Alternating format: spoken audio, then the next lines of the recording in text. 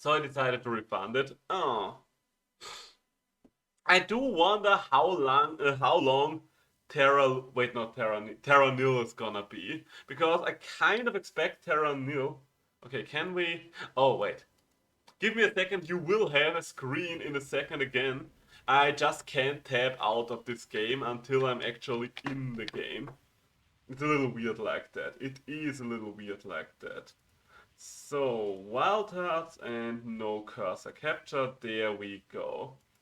So, and let's rename this category Wild Hearts.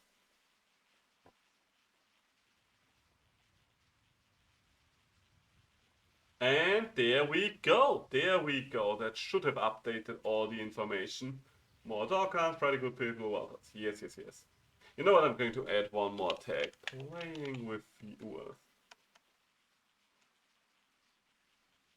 Did I misspell it the last time around? Or are many other people misspelling it and that's why it's suggesting it to me? Okay, no matter what, we are done. Time to have some fun in Wild Hearts now. Time to have some fun. I think I've made my webcam too small there. A little bigger. Doesn't have to be ginormous, but a little bigger than that would be nice. Alrighty then, so, I mean, it doesn't have to be dog hunts. I'm up for basically everything.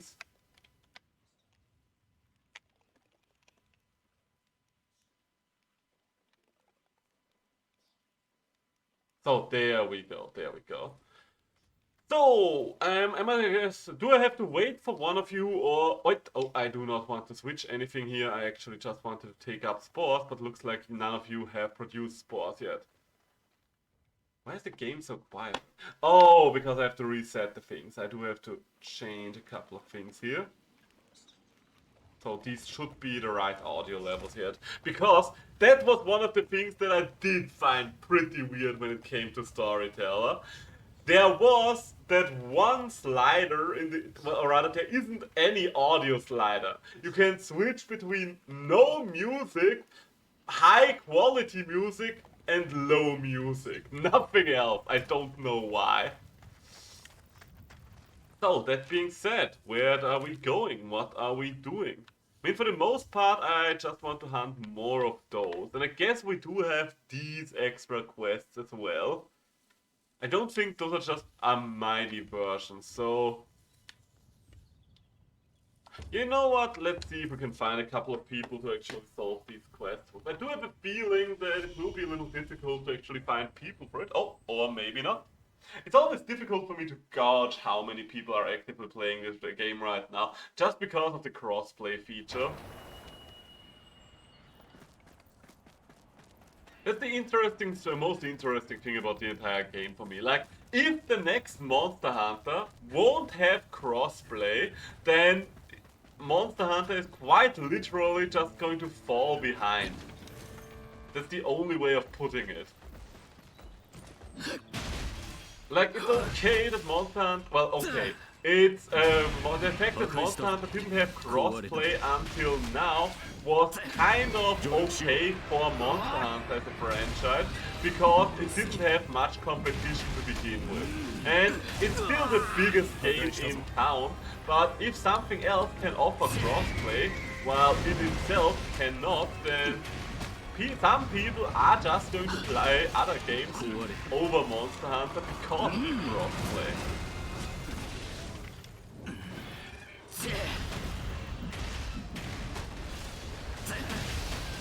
I think the audio level might actually be a little high and need to adjust that in a moment, because I'm pretty sure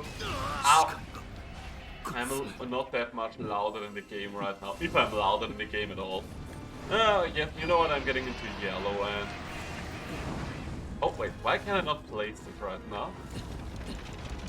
Wait, is she flying away? Oh god damn it, she's just flying away. Well, so much for that, the monster has disappeared. Okay, I am going to ever so slightly adjust the audio levels real quick. Give me a moment. Yeah, I knew this was going to be a best, very short game, by the way, because my girlfriend actually started playing it today before she went to work, and actually also finished before she went to work. So from that alone, I guess my expectations were lowered. I guess if I didn't know that, I would have reacted very differently, but I kind of knew what I was getting myself into.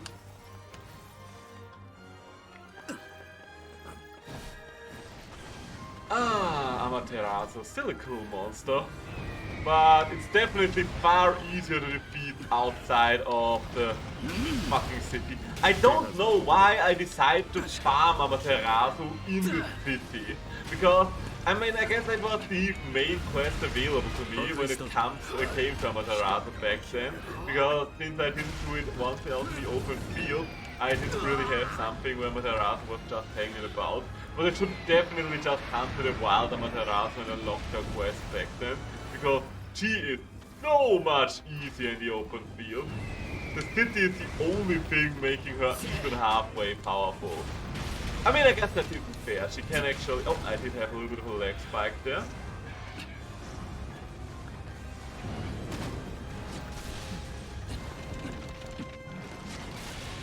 Could you come down, please? Thank you very much. That's what we like to see. That's what we like to see in the town. Oh no. Oh, wait. That worked out surprisingly well for me. Didn't really think that we wouldn't get hit there. Oh.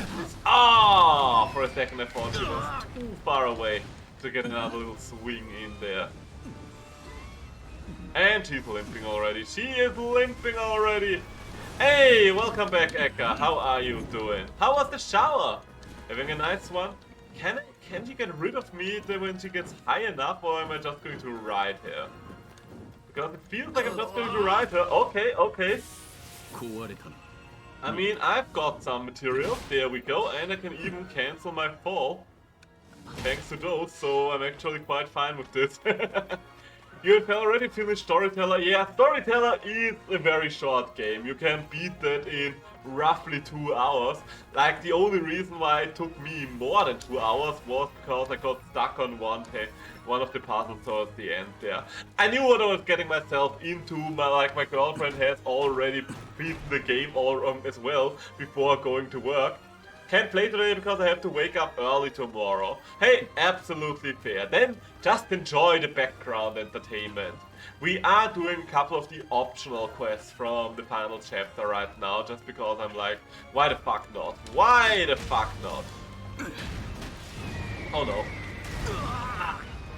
I always regret when I don't put up a hammer right away, an anchor right away. Come on, die. Okay, not dead. I'm going to go away then. I'm going away now. Bye bye. Oh, and she doesn't automatically lift up from this. Good to know. Okay, you know what? We're just going to have a little bit of an execution. Yeah, I don't think you're going to live. Oh, okay. I mean, you're going to live through it if I miss, that's for sure. Ooh, but we broke something else off. We broke something else off. Ah, by the way, I don't remember if you answered my question on the Discord already, Eka, or if that one was still open, but is your bow finished now? Because you did mention that you successfully farmed the parts of the Golden Tempest you still needed, or was there something else that you still needed? Hey, double break right before the finish, nice. Can I get that? There we go. There we go. Oh! Ooh, nice little outfit there. Which kind of trousers are those? That's a very muscular character as well. Someone else pushed the slider all the way up there.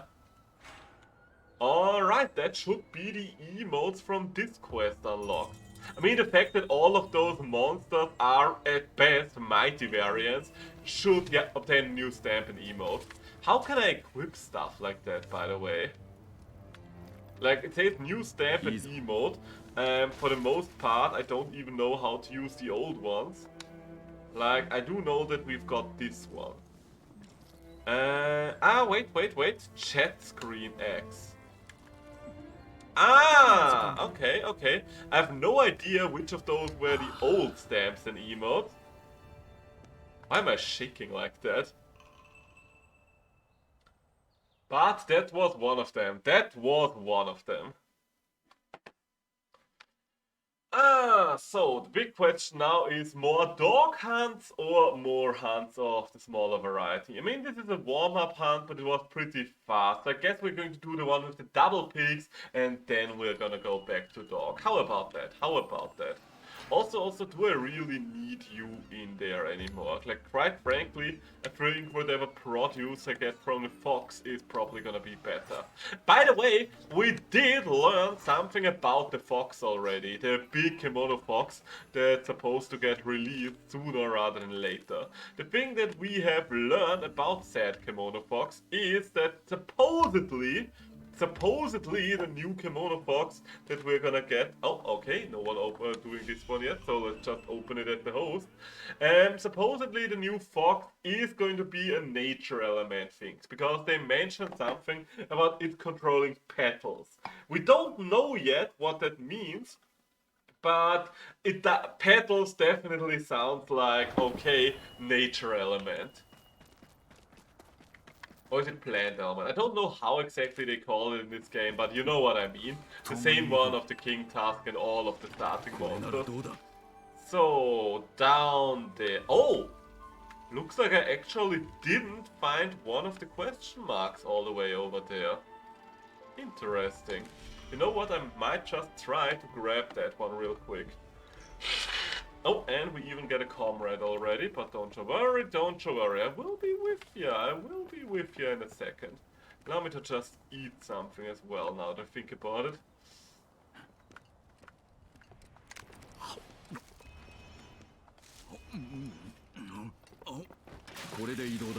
So where exactly is that question mark? Should be roughly around where the pig was standing, right? Yeah, almost. Kind of close to the dragon pit now that I look at it. I think the dragon pit had this little side path that led up to it.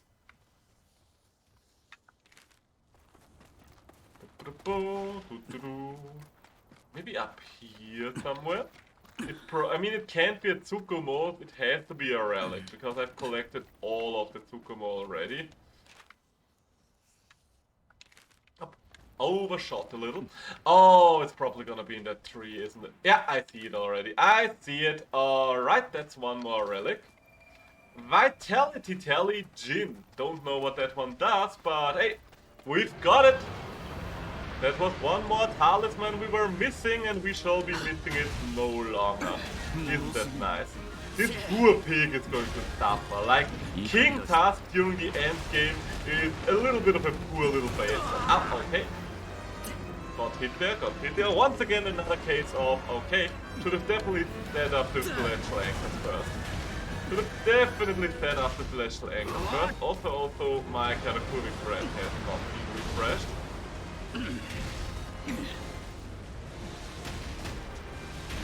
Why do my... Oh, wow. I mean,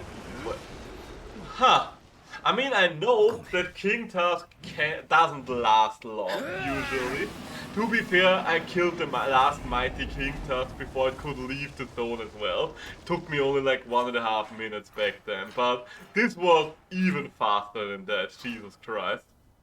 36 seconds, yeah. Dude has a strong build, what can I say? Okay, that leaves us with the mighty Ice Tusk, I guess. Huh. Is it even going to be worth it to pick up some threads along the way? Probably not. Probably not. Excuse me. Excuse-moi.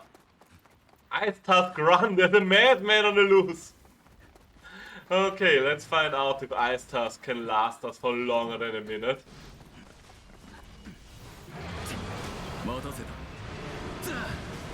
Why am I...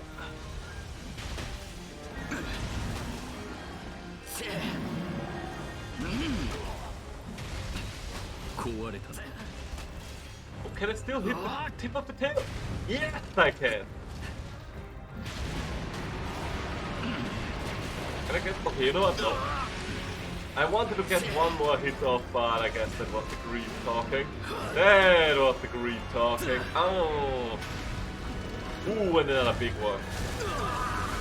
Okay, you know what? I'm not going to get killed there. It would be embarrassing. That would actually be quite embarrassing. But I guess Ice Tusk has a different opinion on the topic. Speaking of Ice Tusk and speaking of variants in general, I mean, some of you weren't there, so I don't have to tell you guys about it, but you might remember that I am still replaying Monster Hunter World right now for the third time, and I did actually play World on stream this week for a little bit. And we did fight the Fulgur Anjanath again. And Fulgur Anjanath was one of the ones that I always considered one of the worst variants in Iceborne. Like, and basically just an elemental switch, which is fine but not all that exciting.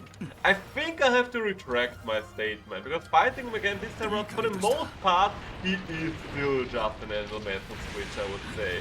But there's actually a certain amount of interesting ideas there, considering that... Okay, I can't see shit here. Considering that it's not as electrified and he uses that way more to fight. So maybe I gave him too little credit there. Maybe just, maybe the Wild Hearts variants being as boring as they are did make me appreciate Fulgur Anjanath a little more there. Also, why do you think... There we go. Second one's for you, my dude. We hunted together. Oh, so you can have the second kill.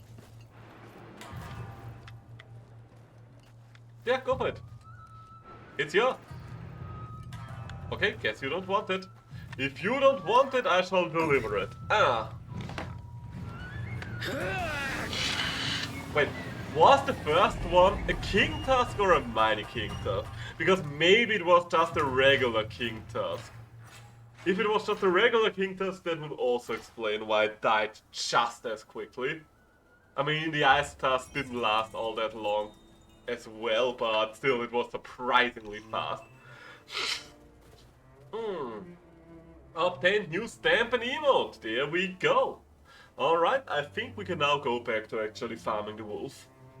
Sounds like a good plan, does it not?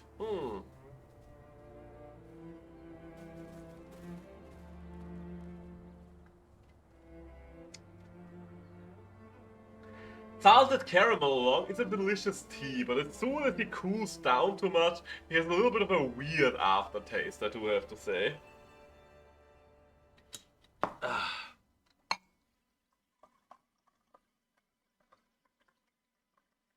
There we go. By the way, let me speak of things that are going to happen in the near future right now. Let me speak of a couple of things that are going to happen in the near future. Because things are going to happen in the near future.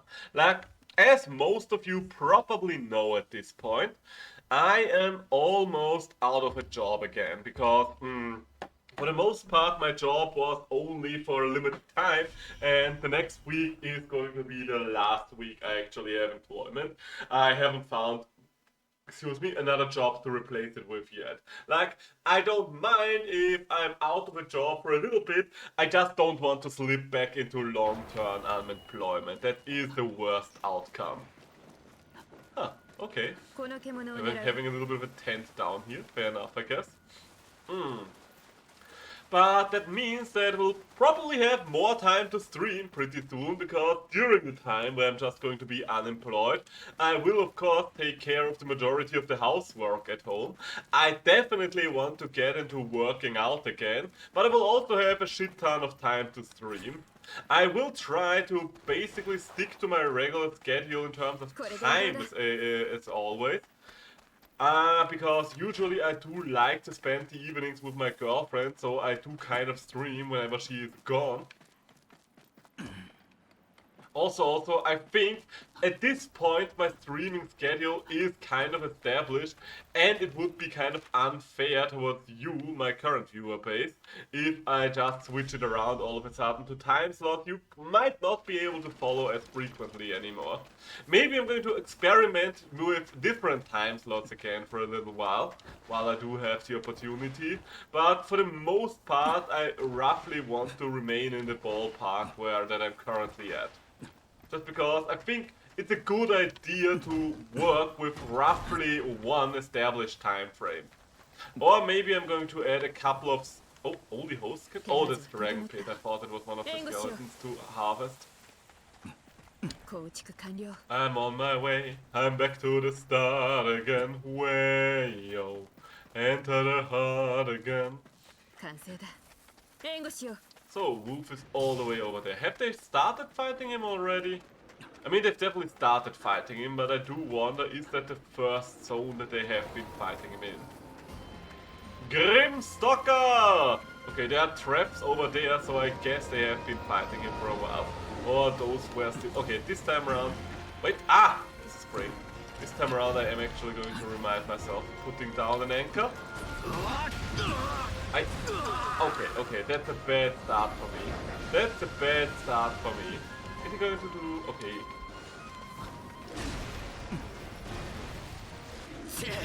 Grimstalker can go quite hard. Okay. Remind yourself that the part that you need the most of right now when it comes to Grimstalker is actually the phase. So we can actually go for the phase for once. Like a lot of time when I'm farming, I do have to force myself to not go for the phase because I do need to break other body parts, and the phase is the place that I'm usually gonna go for. But with Grimstalker it is in a sense nice that I do actually have to go for the parts of this weapon as most likely being compensated for.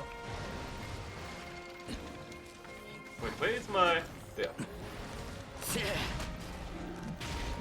Like, look at these beautiful orange damage number. Oh no. You know what? I'm out. I'm out. I'm not going to interact with it. And I know that... I thought I would be able to nestle myself through the explosions. And I was hoping I would be standing right between the lines there. Oh no. Okay, still alive, still not burning. Woo, woo, woo. Okay, I mean, I am burning, but I'm still alive. That fact is still true.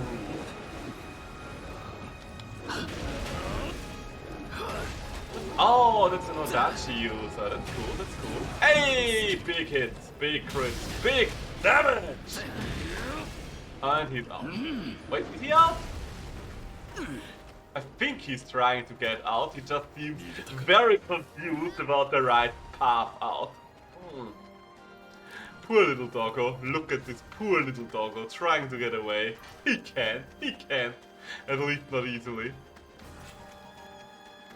So I could pick up some bread along the way, but I still have more than enough. So if I don't see any nodes on the way... Excuse me! And I'm not gonna stress about it. And he's angry again. There's going to be an aftershock. Yeah, there's going to be an aftershock.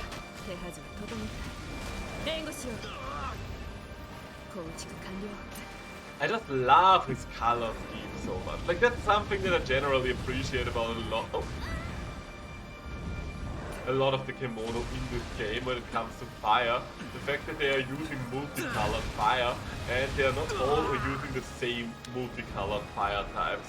Like the Ember Flute is of course still the most colorful fire used out. Oh, so you can grab in fire mode, because I've only ever seen him grab in... Oh no. I've only ever seen grab people when doing that in water mode, so I guess he is actually able to do that still. I think that was in the shoulder, not the head. It was still a juicy hit. It was still a juicy hit, so I'm not complaining too much.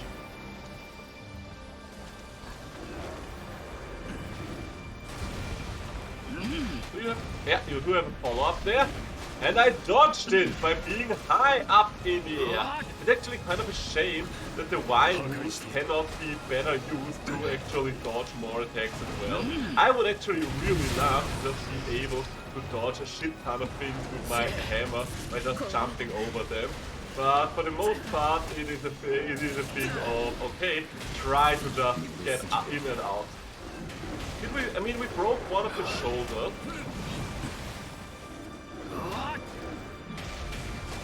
But I'm not sure if the head is broken. It's kind of hard to visually distinguish between a broken head and an okay head there. Okay, it's dead, so it does not matter anymore. I think that might be part of a head. Yeah, there's the grip. What? No, not this. Ah, damn it, sorry, I wanted to collect something. My bad, I did not want to take the kill there. That was on me, I was just trying to loot. I didn't think I was in final blow range, if I'm completely honest with you. But hey, more hard Grimstalker fur. Isn't that nice?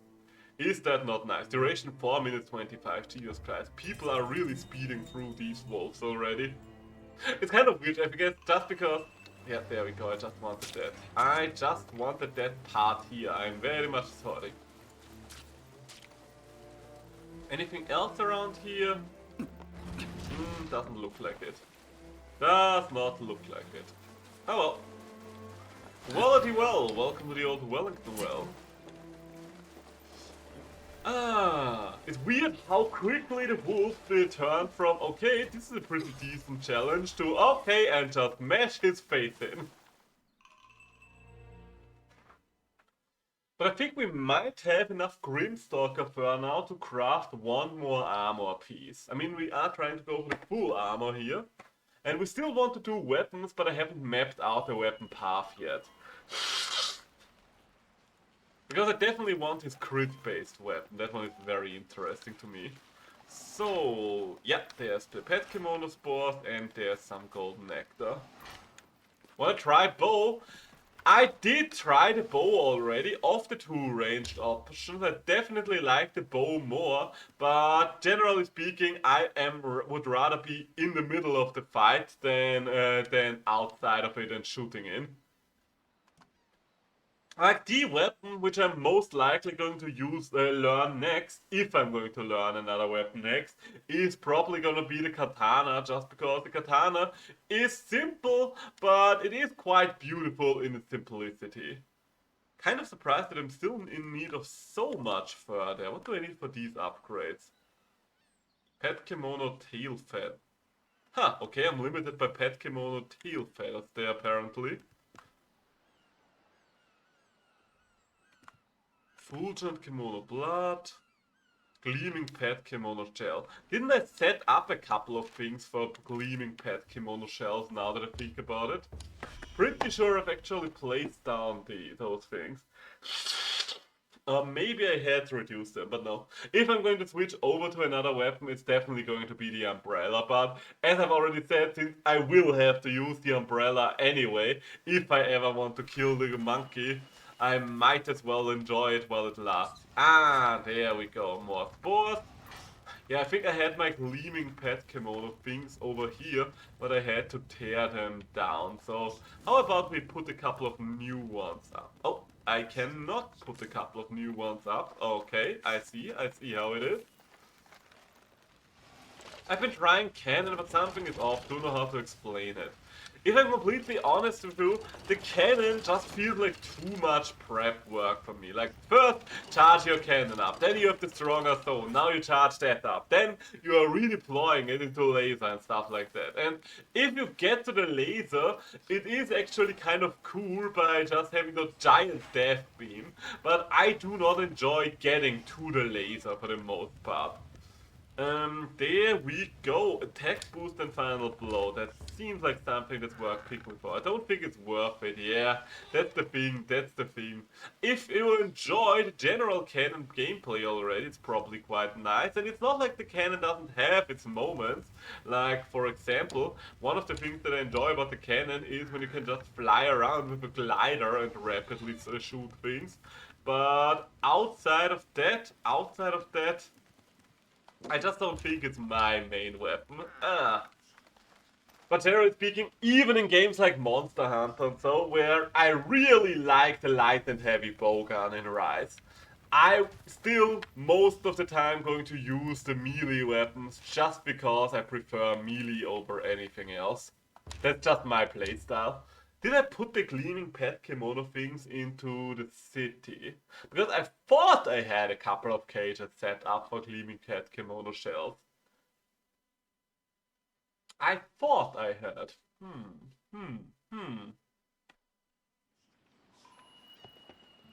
There's the fox. Not all of you are spores. Okay, you know what? Since all of you are spores right now, I'm going to switch a couple of you back to snails. Not like we have any lack of snails there.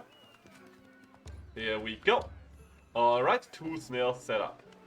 And can I set up more cages? Okay, no. Apparently you are limited to 2 of these cages per map. Interesting. Well, maybe we can make it 3. I'm curious.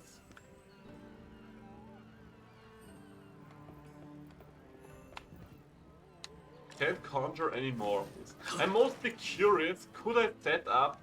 Okay, no, the wildlife pen and the wildlife cage do count as separate things. I was curious if both of those do fill the same niche, but no.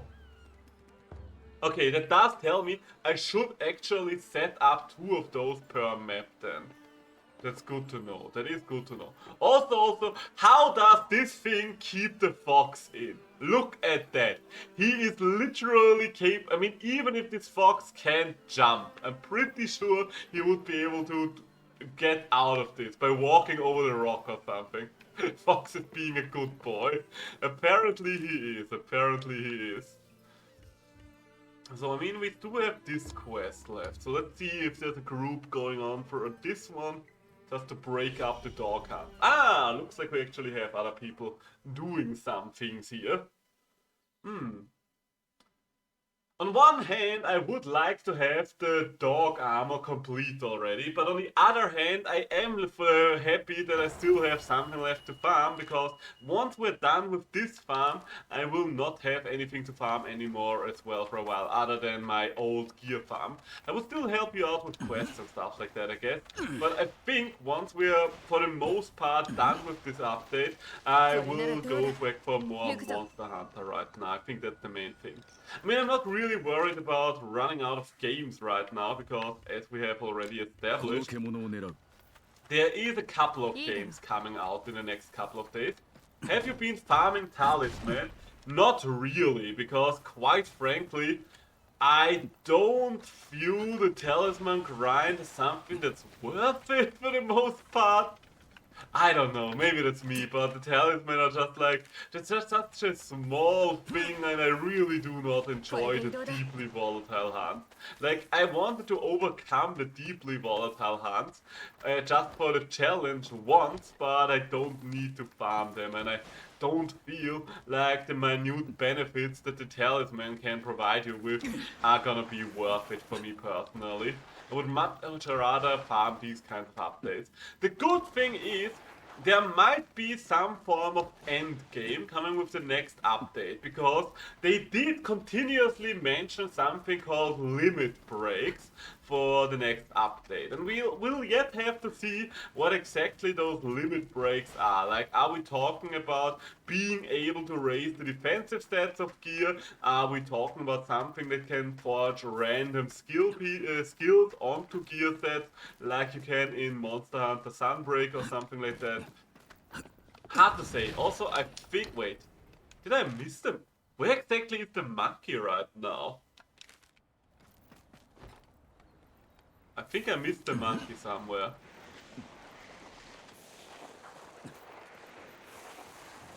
Oh, I think he's in the coffin room. I kind of forgot that the monkey couldn't be in the coffin room. But yeah, alright. Wrong direction then, my bad, my bad. On my way, don't worry, I will be with you in a second. I mean, I guess they do not worry. This is a mighty lava bag. I've killed so many mighty lava bags already. Even though I do have to say the lava bag is definitely still among the stronger of the opponents, the regular ones. For the most part, just because of how his entire physiology is built. Ow.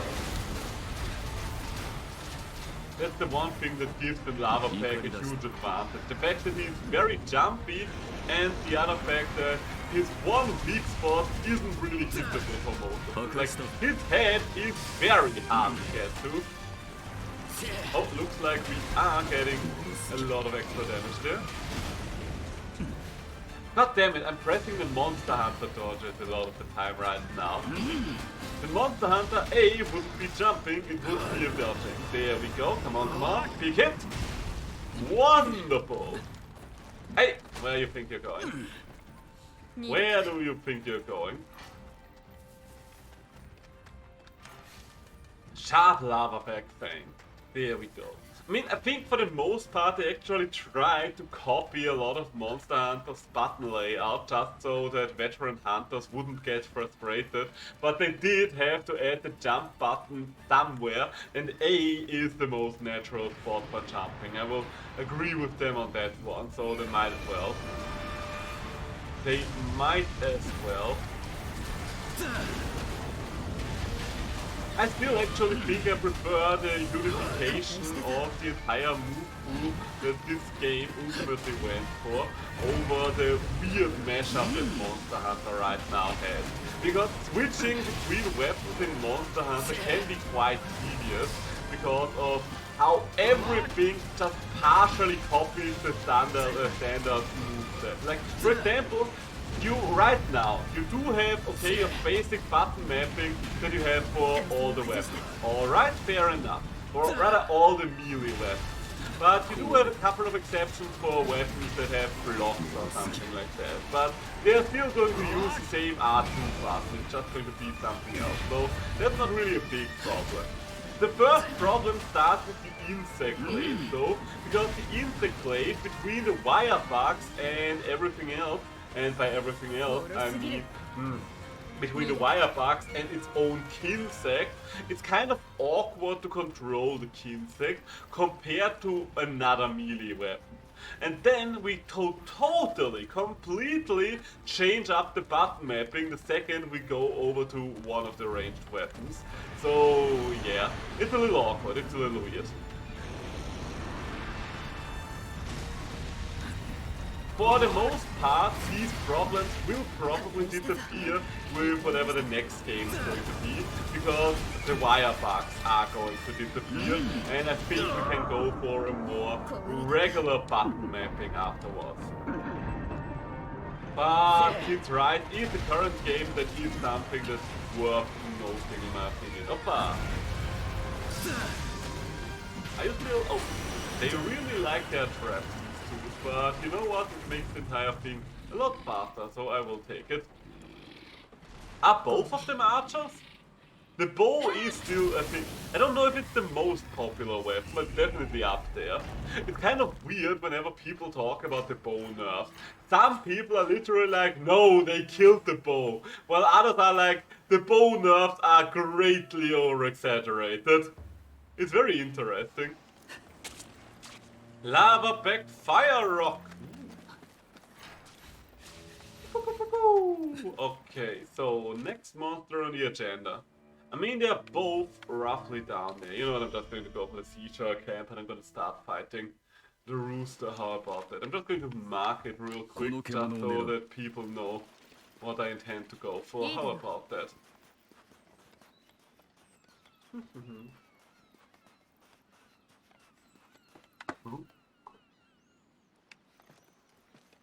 Oh. I was confused about this zip line, but you know what? This is actually a decent way of just speeding up travel time. I could actually just set up a zip line system for the beach as well. Like, right now I do have one wheel, but that doesn't really cut it as soon as you have multiple people on the map. And I think setting up a couple of zip lines right next to each other is probably less resource intense than setting up a couple of wheels. What are you doing there? Well, doesn't matter, you are gonna die! Why did you jump back? Huh? I could have started my combo to do that. Ah. You know what? I will still start my combo. I might be down to half health. But it is combo time. Jesus Christ, that's a good damage number.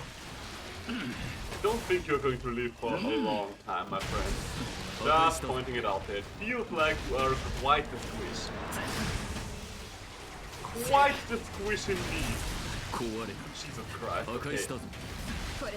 And yes, surprisingly enough, we haven't broken many things off yet. Okay. Well, there we go. Crustacean moss. Ah, yes. And another one bites it up. And another one falls. And another one falls. I'm kind of surprised that we didn't break off the tail as well, but I guess the main damage was on the head. Anything else here? No, looking good. Looking good. Okay, he's the Oh, the Pearl Peak would have been right there. Would have been right there. Oh, he's up there. He's up there. God damn it, I jumped past it. Wait. I still don't understand if this thing is not used yet. I am of the opinion that people should be allowed to shoot on the line. Like, okay, if the line is already out, maybe the one who set it up had something specific in mind for it, let's go for it. But just not allowing people to use it when it's already destroyed and has to be reset just seems weird to me. You need to be friends with the host of the quest to do anything. Yeah, kinda. Oh god. You know what? Okay, no. This is such an annoying path. It's such an annoying path, I might just set up another zip line. Oh wait, am I under... Oh wait, this is actually the right track. I think I found the less annoying way to go about this.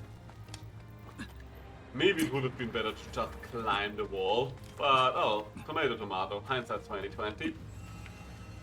So, okay, was it a Rip Claw or a Dread Claw? A Dread Claw, alright. Can I... Wait, I think I'm not entirely sure, but can the mighty Dread Claw shoot eggs at you? It definitely doesn't have the sleeping gas of the Rip Claw, but I believe I saw it shoot eggs at some point, and I was very unhappy about it, because it didn't make sense lore-wise. But maybe I mixed up things there. Because only the Rip Claw could actually be allowed. There we go. Only the Rip Claw should actually be allowed to use something along the lines of eggs.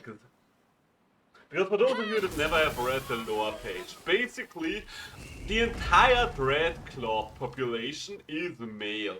But during the breeding season, some of those males switch over to becoming females, kind of like a weird version of seahorses, and go north to lay their eggs. And because, and just to make sure that some of their eggs survive and that predators are deterred from actually stealing from their nests, they do lay a couple of fake eggs filled with sleeping gas.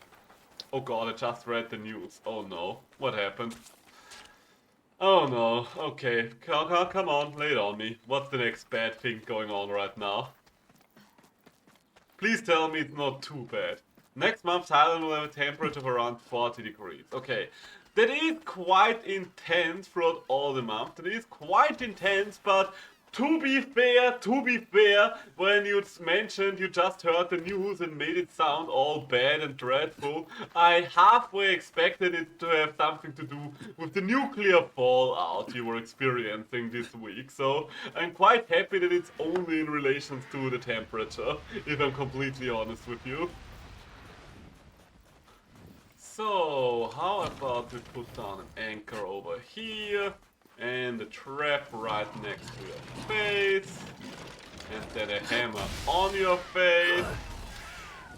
The nuclear thing is just gone from the news that the government hiding it. So weird. weird. Like, usually you would want to inform your people because this is quite a dreadful thing that can potentially be very harmful if people are not warned in due time because it just spreads. But let's just hope that it isn't in the news because it is actually under control.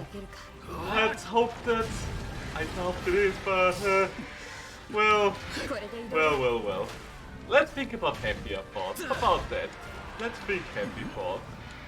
The world is cold and bleak already, let's try to go for some happy thoughts. Hey, where do you think you're going? Did I need Pearl Beak material? I needed some stuff from one of the ravens, but I don't remember anymore if it was from the Pearl Beak or not. Wait, where's it going? Oh, I think it's going to go to the Amber Plume nest, gotcha. Well, it's not really an Amber Plume nest, but you know what I mean. You know what I mean. And a 1, and a 2, and a 1, 2, 3.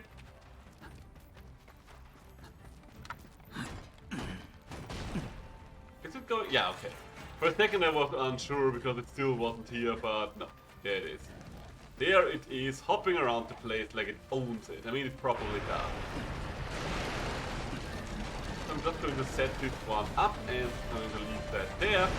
And then, how about a little bit of fireworks to get you out of the air, huh? How about we do that? How about we do that? Should I wait for my hunting partner? Nah, I've got it under control. Just the Pearl Beak, just the Pearl Beak. Just your friendly neighborhood Pearl Beak over here. Ah, and there the others. Hoppa! No, big guy. Oh, really shouldn't have run into the hammer again. So our max potion is only 17, to be honest I want a round number like 20. I mean, we are still getting updates for this game, so maybe we are going to get to a round number at some point, but yeah, for the time being, 17 is the highest that I was capable of getting it. Oh wait, did he die again? Oh damn it.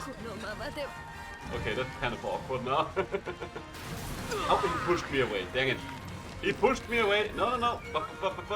Oh, I'm done. Okay, I am no longer stunned. Does the other one have him? Nice, okay, the other one had him. But yeah. I do understand why you wanted to be a round number. It's always awkward when it's somewhere in between. But for balancing reasons, I don't think we need more potions right now. I mean, to be fair, it doesn't really make much difference most of the time. Like, it's very rare that I ever run out of potions. Like, the only quest where the limit of potions ever has been an issue was the Celestial Dragon. And of course, it can be an issue as well for... Oh. No. You're not going to get away. You are not going to get away. And of course, it can be an issue for what did we call it again? Deeply volatiles as well, because they don't leave zones, therefore they will you will have less time to actually just collect more healing on the way. But if that, on the other hand, that's the one thing, if you're actually going for the deeply volatiles and them never leaving zones is a problem. I did actually set up a couple of bread and healing shrines next to the one, to the monkey, just as preparation for when we can hunt it as a group. Because I thought to myself, okay, you know what, why not make this zone as easy to fight in as possible? It's not quite in its zone, it's near the staircase that's leading up to the Lahabex zone.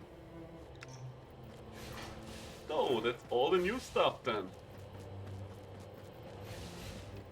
That is all the side quests. Quite frankly, I'm kind of surprised that they turned these into just mighty fights and not volatile ones. Because at this point of the game, even hunting a group of volatiles isn't that difficult. Definitely speeds it up. But I do like that they are not just continuously overtuning it. Because once again, I was very worried that we might just get way too overpowered things for all of the updates.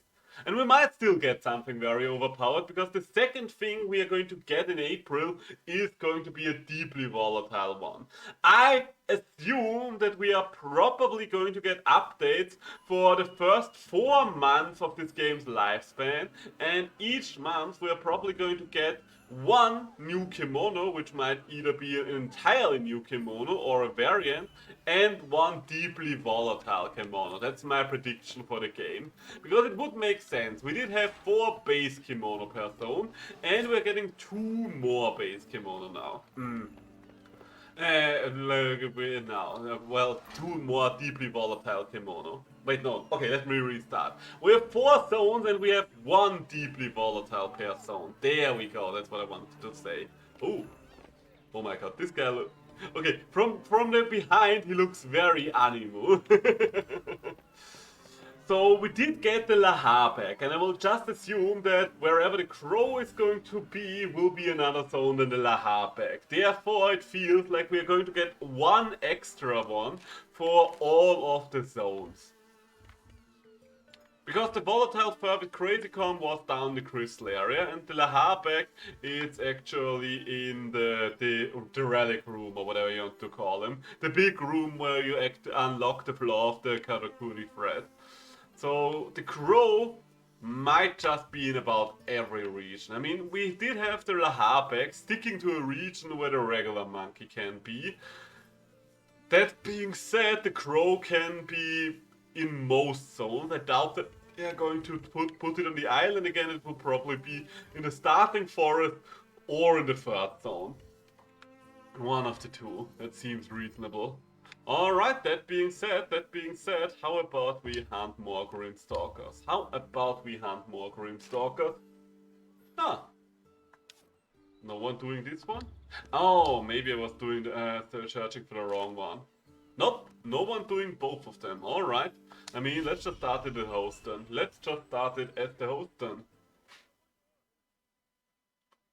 I do like that immediately when you don't find an open lobby, it says, okay, do you just want to start a quest as a host? And honestly, a lot of the time I'm like, yeah, you know what? I just want to do the quest. I don't really care if I'm doing it as the host or not. So let's go. Let us go. I don't really need those webmaps, but might as well. Okay. Start the tower. Hey, and we already have hunting partners. Follow me, comrades! To battle! There we go. I was like, I do need a little more bread there. Also, I do think I need to eat. Do I need to eat? Ah, there we go. Water resilience. This is probably the one fight where I can actually use water resilience, so let's go. And there we go. Okay, once again, should have set up an anchor first. Should have definitely set up an anchor first. Oh, I got lucky there. Oh, jeez. Oh, God. Okay, that was actually pretty harmless. Oh! Where are you going, Wolfie, my boy? It doesn't seem like the right spot for you. Ah, God, I just love spin attacks so much. I don't know at which point of the video game existence cycle someone came up with the fact that, okay, you know what, hammers are spinning weapons. But I am very happy about it, because hammers are spinning weapons.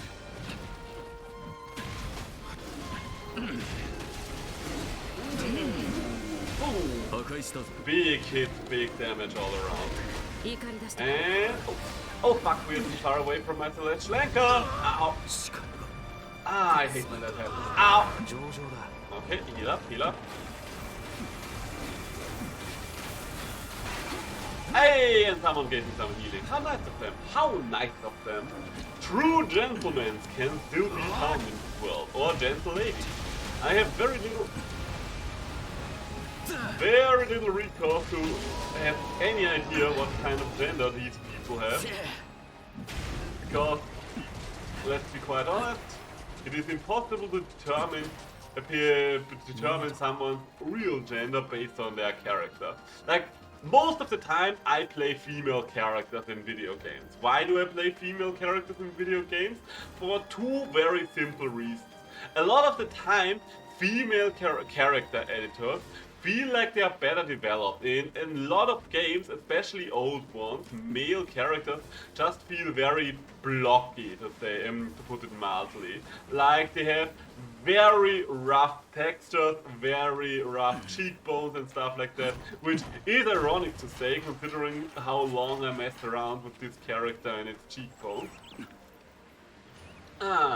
But yeah, usually they just don't look like as much effort was put into them. And the other one is that I kind of hate it when my character just vanishes in their armor at some point. Like, I've spent hours in that character editor, I want to see my character at the end of the day. And male characters at some point of the game just get eaten up by their armor and you can't see anything about them anymore. Oh god. I think I'm fine here. I think I'm fine here.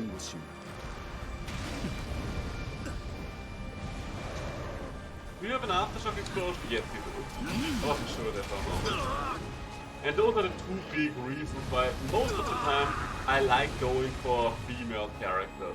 Why did I go for a male character in this game? Very simple, because you actually have an editor that's good enough to make a good looking male character and you don't disappear in your armor. So I'm like, you know what, let's do a man for once. Now, with the next Monster Hunter, I'm definitely going to make a female character for a very simple reason.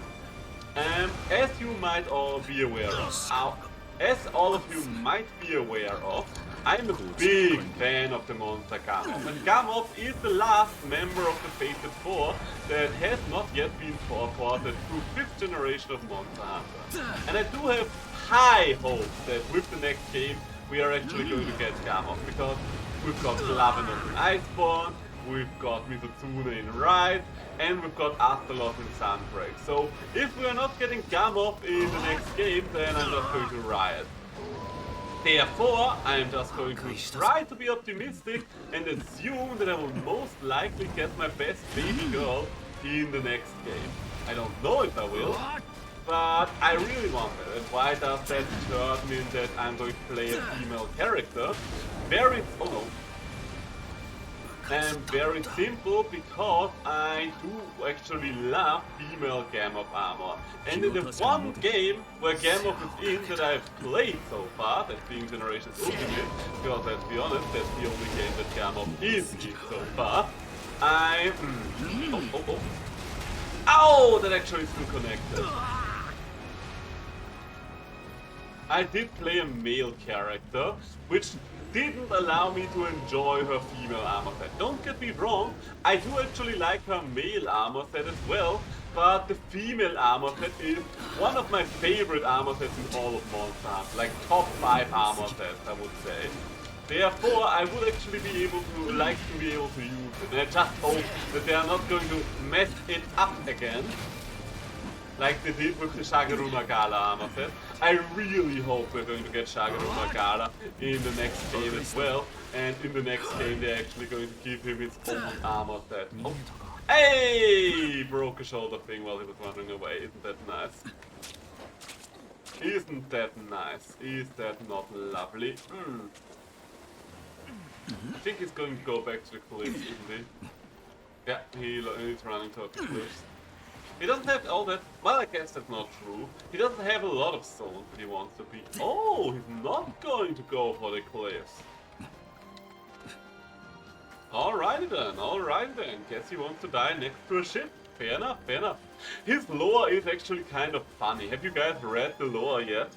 Because this thing basically, the Kemono always change the surroundings to their elements. But because this guy is in control of 2 elements, that are kind of opposite of each other, he just turns the entire area he's in into chaos, therefore destabilizing them and making it uninhabitable even for him over a longer period of time. Therefore, he's forced to be constantly on the move because his habitat becomes uninhabitable because of him. That's why it's also basically called the loneliest wolf or something like that. I kind of love that lore, it's very interesting. Like, basically, he's very powerful because he controls two elements, but at the same time, it's also something akin to a curse. Don't know if that one's gonna hit there, but I'm going to try. Yep, that one hit there. Okay, no time to actually react there. Oh, wait, what for? Oh, I think the cannon broke off the tail. That's nice, that's nice.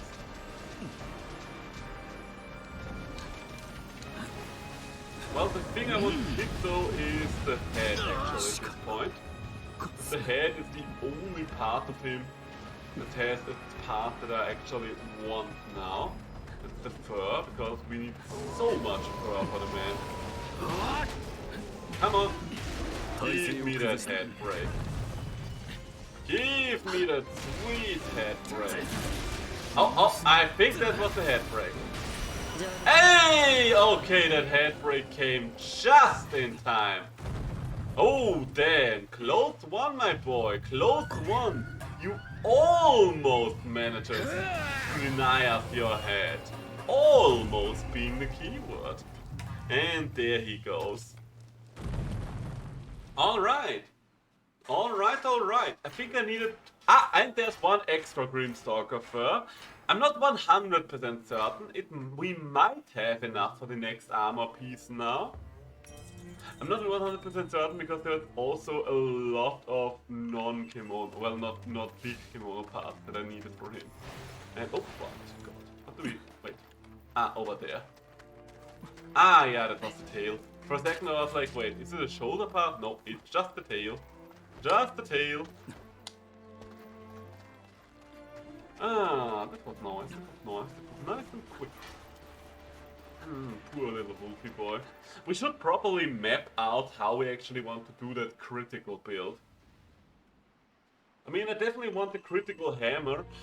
I don't know if I want to plan for the critical umbrella yet as well, but I should probably do it because the critical umbrella seems insanely powerful with 40% base crit value.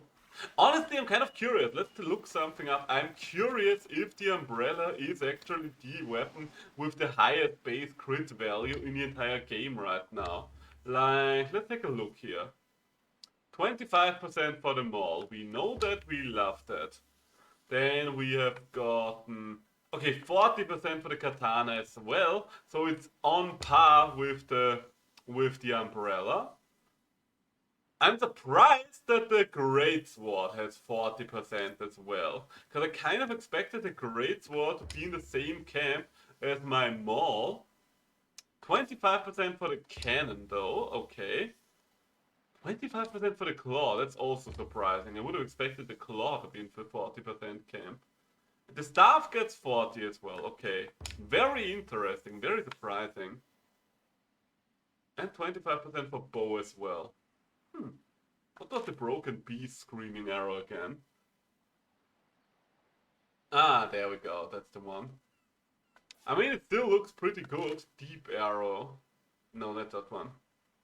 But critical chain is so nice. But I think all of them had critical chain, didn't they? I think that's just kind of the skill. Yeah, it does have critical chain. And extended rep 15%. Broken beast skill is really good. I will take your word for it. Boost attack with an extended maul. The one thing I'm going to miss is tunnel vision. I will have to look if there's a weaker version of tunnel vision I could pick up somewhere. Power smash tag. Nope, definitely don't need that. Eagle eye. No. Critical boost fury. Ah yeah, now we're talking. Those are the kinds of skills we're talking about. Cause the mouse extend over repeatedly battling. No. All of the spin-based moves are basically bad. Let me just tell you that. Because the spin is quite useless in 99% of cases. It's very rare that I actually want to spin. And when I want to spin, most of the time I do it because I want to get rid of Smoke Kimono. But extended rep 6% will be nice. Like, can I? I'm curious if I could actually stack up several extended reps, because quite frankly, most of my skills are extended reps based, so that might be interesting.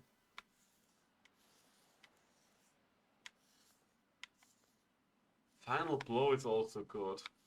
There's a lot of skills that I want for the hammer, but I don't think that most of them are quite frankly necessary.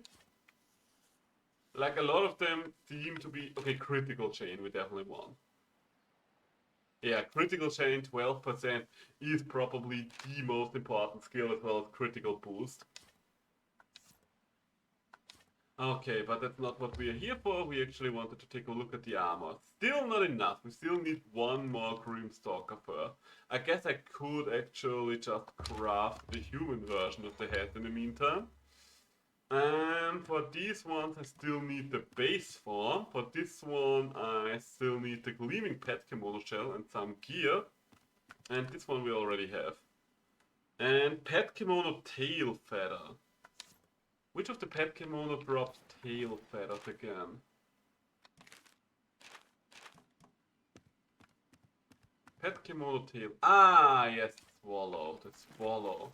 I think I've set up a Swallow cage on the other map. What kind of cages did I have on this map? Ah, yeah, I remember now. You know what? I'm just going to put a couple of more Swallows in there. Let's put a Lotus Wing Swallow up over here. And let's put the regular Swallow up right next to it. Doesn't really make a difference. Oh, I guess I only had one of the regular Swallows. That's kind of surprising. But okay, there are my two Swallows. Pretty sure those could fit between the cage bars. Just pointing it out there. Just pointing it out there. Once again, not the safest pet keeper setup, but sure, you do you. You do you. Where's my fishing thing? Because usually when usually I would be able to see the fishing thing. Well, it's not full because it's... Ow! It's all the way over there. Then you can go far, boy. I do kind of like how it's actually hunting the fish down in a sense. I guess it's not as much hunting as just randomly floating across the water. Yeah, oh my god, it kind of reminds me of those little pet robots. Have you guys ever seen those pet robot things? Wait, let me... Oh my god, I have to show those to you. I have to show those to you. I'm kind of considering buying one of those at some point in my life. Like, I'm not going to get it anytime soon because money is money and money is tight, but they are kind of cute. I will fully admit this is the kind of thing that I would have loved as a child and I might still love as an adult. Wait, let me show you a full screen desktop. There we go. There we go. And let me show you real quick. This is an advertisement, I think, so it should be perfectly fine to show. Look at this little fucker, huh? Look at his little beady little eyes on his desktop, on his screen. I can't help myself but think this thing is cute. No, I don't need your explanation, I just want to see the little robot with the little eyes looking at me and stuff like that. Look at him go. Oh, oh, looking down. Oh, no, no, no, no, no, not falling down there. It's not that bad actually. I think they don't retail for all that much. Like it's in definitely the double-digit area. The bigger problem for me is I'm not sure if they are sold in Austria. Is the thing. Because I've taken a look at Amazon, of course, and this is a line of products that I think mostly sold in America and Japan. I think. Let's see, Cosmo. How much is Cosmo on Amazon if Amazon has him?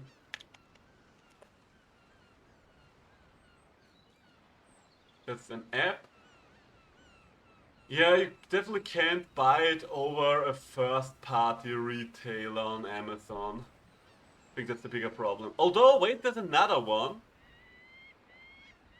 Okay, the one that has shown a price tag is 50 bucks, but it can't be sent to Austria.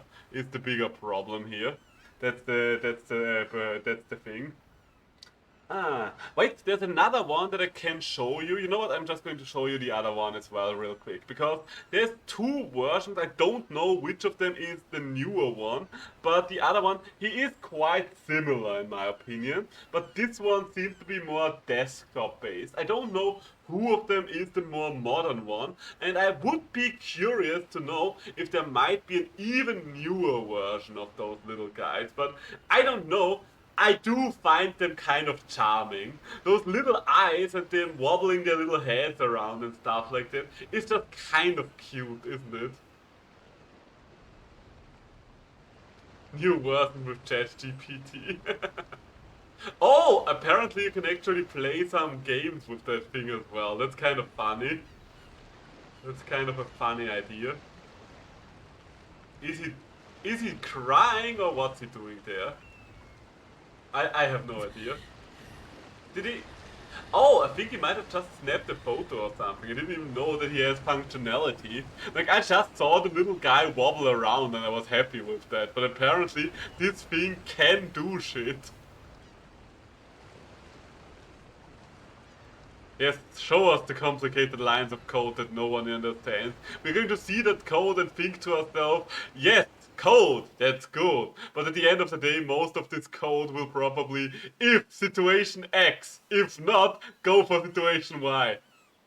You like the lag version more than the previous version. Mm.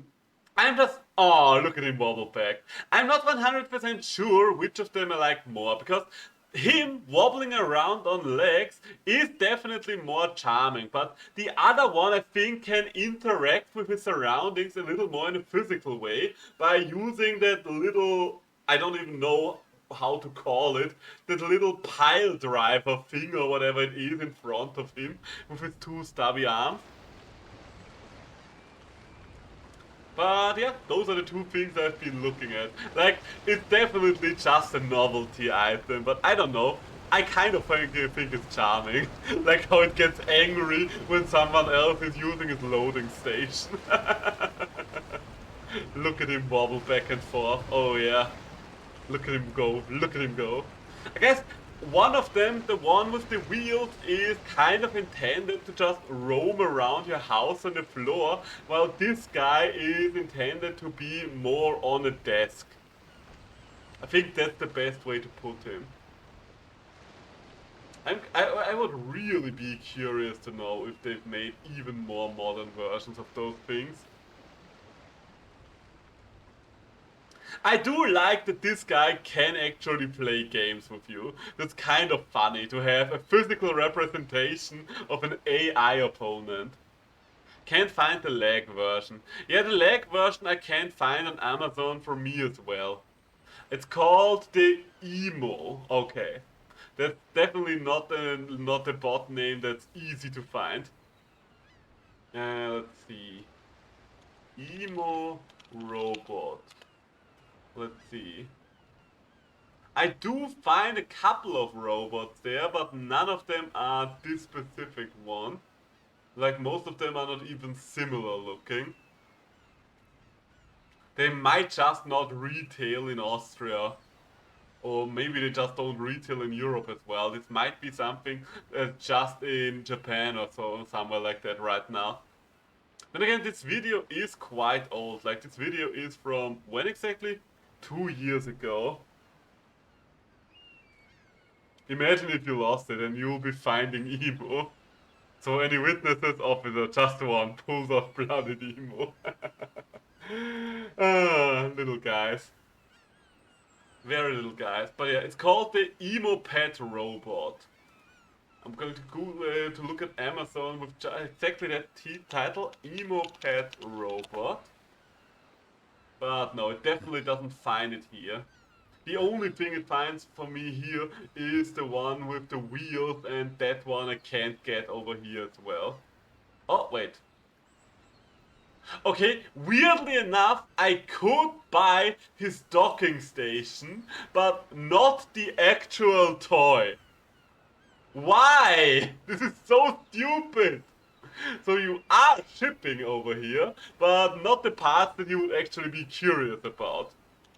Emoped robot. Living AI is a website that I'm getting shown to.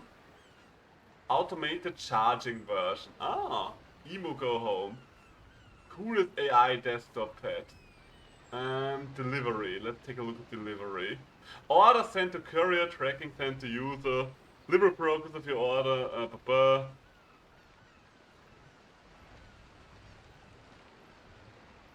Okay, I will have to take a look at that later on, but yeah.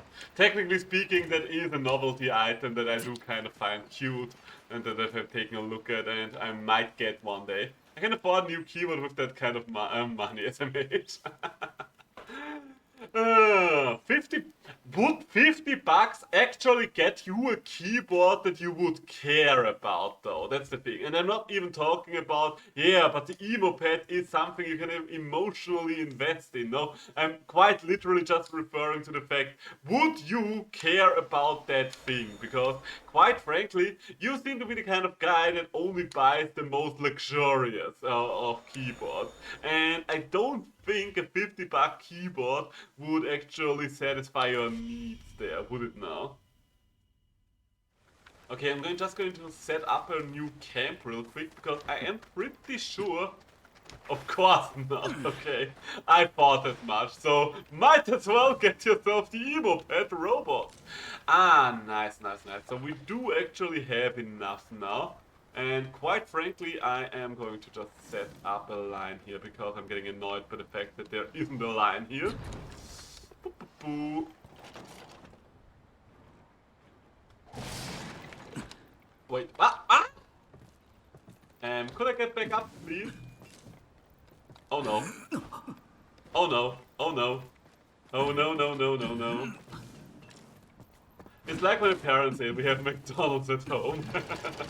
Granted, these days I would actually take McDonald's at home over most alternatives, just because I actually prefer homemade hamburgers over a lot of other things. So yeah, McDonald's at home actually does sound kind of enticing. Can I? Okay, you know what? I'm just going to use the mouse real quick because the mouse is so much more precise there. There we go. There we go. Aiming those things with controllers if you want to go for very specific spots can be tedious. And now connect it over there.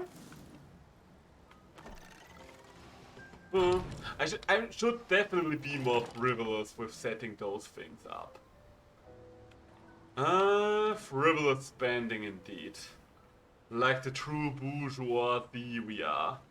I think I want to actually, yeah, let's see if we can connect all the way over there, because this way, if we're going to set up a camp over there then as well, we might just be able to zip line between those camps quite frequently, quite easily.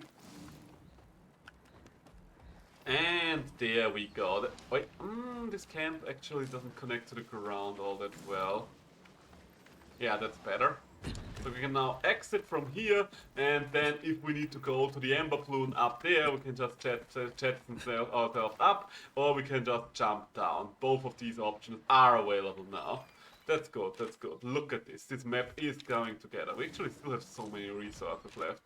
But that being said, I am just going to grab my close nail path real quick, and then I'm going to head out on another quest, because those kimono paths ain't gonna farm themselves, boyo. Okay, I wanted to say something, by the way. Since it's my last week of work this week, I might, I don't know how to handle it yet, but I will probably not stress about streaming too much next week, just because I will probably be able to stream a shit ton from the following week and thereon.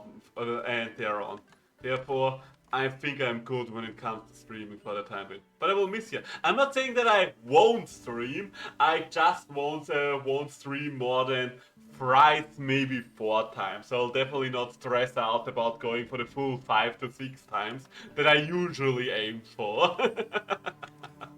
Sometimes one needs a break as well. And I'm not even taking much of a break there, let's be completely honest.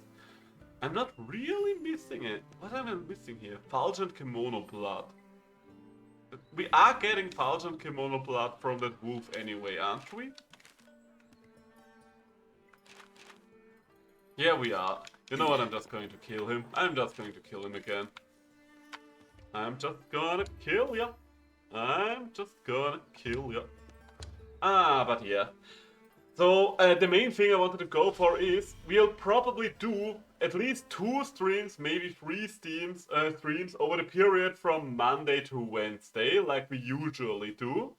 I don't know if I'm going to stream during the next weekend. I might take some break time off during the weekend, just so I can get a little bit of energy before I get over to my last week at work. And...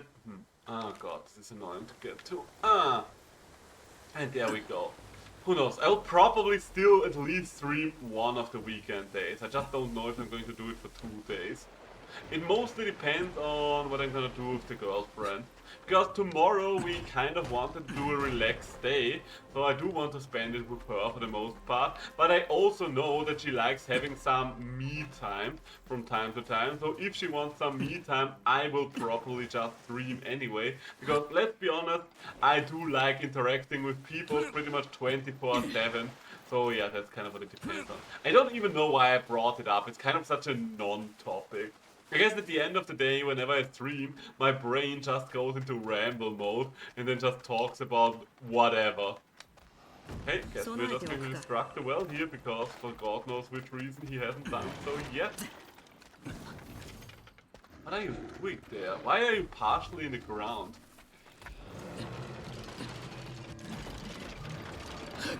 Hello! How are you doing on this fine day, Mr. Kimono? Are you doing good? Do you enjoy getting hammered to the face? Because that's not gonna happen. Okay, I swear to God, I did press the button there, but maybe I pressed it too early. You know what, that could actually be it. Ooh, and another big hit on the noggin. Oh, and I think I should actually eat now that I look at it. Now that I look at it, eating might actually be a worthwhile endeavor here. Look at the man go. Look at him go. I don't actually like the little pools that he leaves behind on the floor. Although I do have to say, they are not the most aesthetically pleasing. Like, the Namiel water pools in World were definitely more visually interesting. But again, I do have to say, this game is definitely trying to go more for a 3D environment than World even did. Like, World wasn't bad, don't get me wrong, regards to the 3D environment, but I don't think you had average fighting surfaces that were as deep as the ones here are.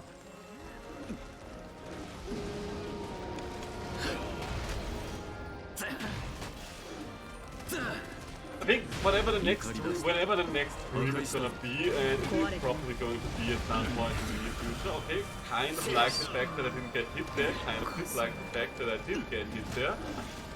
I'll probably do some Sunbreak next again, because, I don't know, I'm still enjoying Sunbreak right now, and I will probably just do kind of a rotation between both the Monhan and Wildheart. And then just nestle the new indie games in whenever I get a chance to, whenever one of them gets released. Like, to be honest, I do think that Terra Nil is probably going to be a rather short game as well. Right now I'm kind of bored of everything, lol. Yeah, I getcha. I understand that feeling. That's why I'm quite happy about those new indie games who are getting released right now, because they're definitely gonna break the mold a little bit. Like, even if you don't love indie games like something Storyteller, you might love it, you might hate it, but it's going to stick around for only a short amount of time, and during that time, we can hopefully just enjoy it for what it is. Silksong went, that would be glorious, wouldn't it? But alas, as of right now, there is no news yet. I think the things that are going to come out this month still though are going to be the game Dredge and the game Terra Nil. So there's still 2 more games in a week, so that's pretty nice. I don't know what. The next game that will then probably come out, I think, at least for my channel here, will be Wild Frost. Wild Frost still doesn't have a release date, but I don't know. I just can't believe, I just don't think that Wild Frost will take that much more time anymore. Like, it was originally scheduled for December last year and then got delayed. And I don't know why it got delayed. Like, I mean, there was definitely a good reason for it to get delayed. I would rather it gets delayed than being released in an incomplete state, but it got delayed. And if something gets delayed, I just don't assume that it will take that much longer than the originally planned release date. It's still scheduled for the first quarter of this year, and quite frankly, the first quarter of this year is almost over. I mean, unless they manage to release it quite literally during the next week, they actually manage to miss their first quarter of the year time frame that they've given themselves, which would be a little sad, but at the end of the day, as long as the game's going to come out. Right now there are so many games out there anyway that if the new game if Wild Frost gets delayed by a little bit, I certainly won't mind. Like, it's not like I'm running short on games over the next couple of days. Like, next week, 2 new indie games. In the first week of April, we are getting our new Kimono. During the last week of April, we are going to get the last update for Sunbreak. Like, right now, I do have more than enough games to stream. Delay is good, it's better than getting forced to push it out like Cyberpunk. Cyberpunk is such a weird case in that regard, because Cyberpunk did actually get delayed, like I think once or twice as well, and then still got rushed out to release. Like, at that point, I don't understand what's going on anymore. So it was like, okay, you delayed it. You are obviously okay with delaying it, but at some point you just say, you know what, no more delays, we're just going to release this first. I really do not understand why they decided to release it. Like, at that point, if you're delaying it anyway, just delay it for longer. Like, that, if you're delaying it anyway, it doesn't make much of a difference for how long you're going to delay it, in my opinion. They should have kept their promise and released it when they were really ready. Yeah, that's one of the weird things. But then again, I think the company that I do kind of find the weirdest when it comes to rushed out games is actually Nintendo. Because Nintendo is the one with their, they made the famous quote of, yes, a delayed game will be good eventually, a rushed out game will just be bad. And yes, Nintendo has released so many incomplete turds over the last couple of years. There we go, there's my first piece. Properly shareholders, maybe. We are caging in the wolf! That's the trap wolf there. No, he's breaking free! Stop him! Stop him! We have to cage the wolf! Cage the wolf! This is so fucking funny. Look at the poor son, he doesn't know where to go. He just decided to accept his fate, lie down and die. I don't see anything anymore, there's too many walls here. This is so fun. He can't even run away right now. Look at that. He's trying to get out. But there's just too many walls. Oh, I can't see shit. Ah, he managed to break free. Ah, the caged wolf. What a tale. That was so fucking funny. Ah, BRB, you do that. You do that.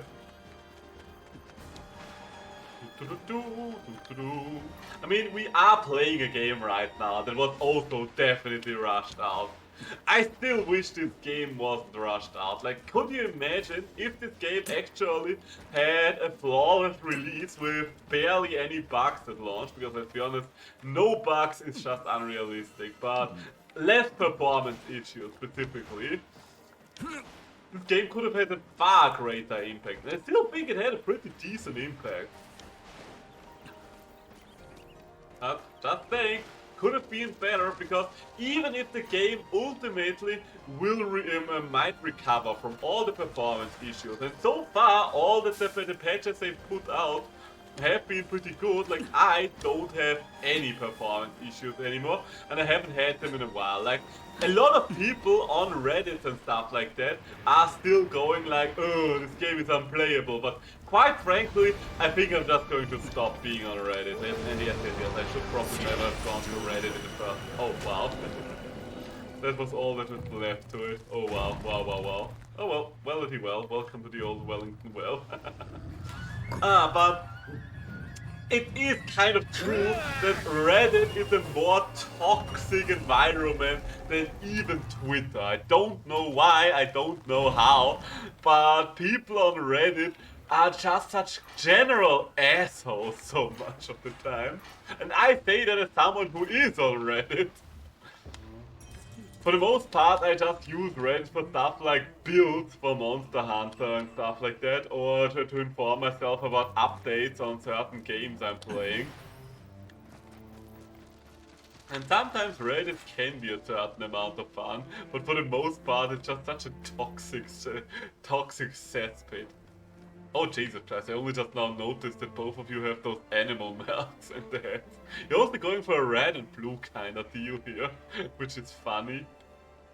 And then there's me, the nude Cavalero. What a thing, what a world, what a legend. This was a fun hunt. Caging the wolf was so hilarious. Caging the wolf, caging the wolf. I mean, I guess we can actually go for slashing parts now that I think about it with the next build. Because the axe we are gonna go for will be a slashing weapon then. Hey, we can finally craft the last base piece. Nice. Okay, so we've got the base armor complete. So we only need these two. Oh, we can actually do something here as well. Kimono versions. Okay, so we are still needing kimono blood here. Fulgent teardrop. Wait, fulgent kimono blood and fulgent teardrops. Does it drop both those things, or is part of that from another monster? Nope, he actually does drop both those things. I don't wonder, do the other ones? I'm curious if the Deathstalker would drop them. No. No, the fulgent ones are specific to the big guy. Okay, I mean, to be honest, I don't mind continuing to farm him, because I don't think you actually need these things when it comes to the weapon, right? Let's take a look, The teardrops and stuff like that. Yeah, you just need the raw materials. Yeah, that's pretty good then, because that basically means we can just farm up on materials while also getting the other parts. Gotcha. Gotcha. Oh, I still have a little bit of tea left. Okay, no one doing this. I'm still on the wrong one. Like, at this point, unable to join because the session's already full, then search for another session! Okay, we're just going to start it as the host now. It's getting obnoxious here.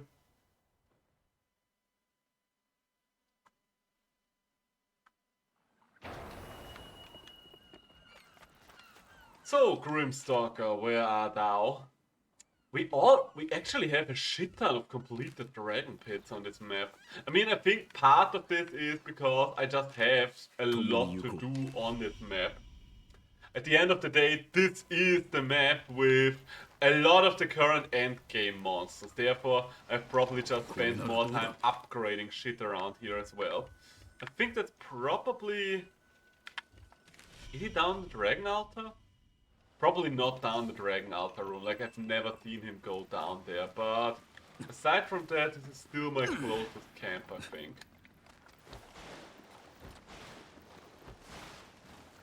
I guess I could actually set up a zipline system or so over here. I still like my weird little construct that I've erected to get over there. Because, let me explain. Up there was the Kemono. And, no, not a Kemono, a Tsukumo. And I just wanted to get to it. And for God knows which reason, I never thought about just putting up a dragon wine. And that happened a couple of times in the open world. Only when my girlfriend just put up a dragon wine in front of me in one of those situations when she needed to get a Tsukumo, it dawned on me that, yeah, just putting up a dragon wine is probably the intended and easier way to accomplish these things.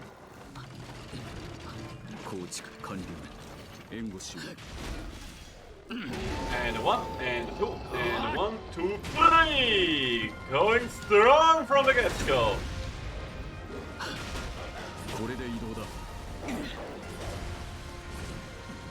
Okay, somehow you missed my trap. Ow! And, oh! Okay, you kind of glitched over my trap there for a bit, but that's okay. With him, the anchors actually connect quite well.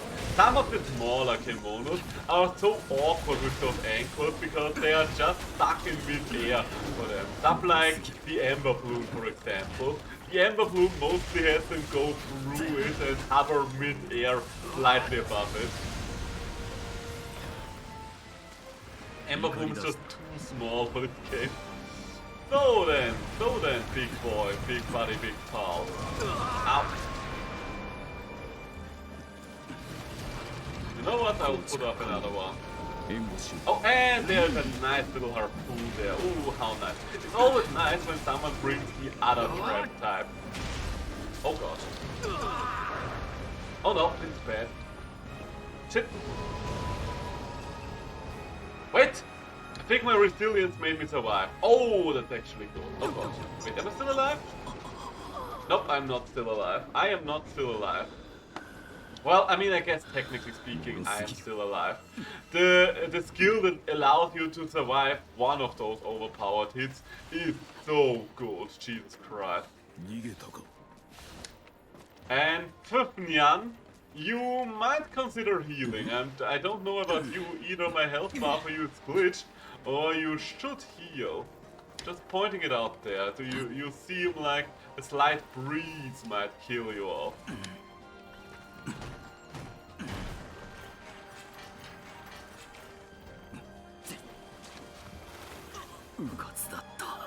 Yeah, I mean, what did you expect there, my friend? Why did you allow yourself to get down in such a way? I was like, what's he doing there? Why is he doing the things that he's doing? I have no idea what's going on with this man. I mean, I will grab these things and then I will move on, but still, no idea what's going on with the guy.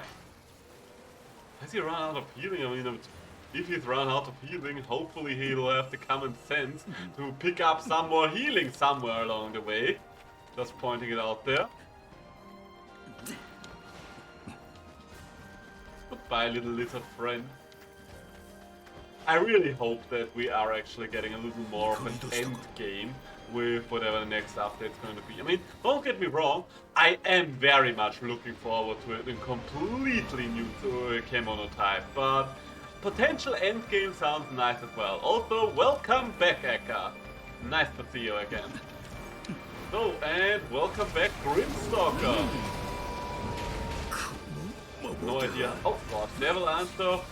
I am with you. Oh no. Don't worry, I am with you again. I've got you. Got you covered, friend. Shit, I don't have time to complete it. Because it didn't allow me to complete it. Ow! Forgot that there was another explosion left.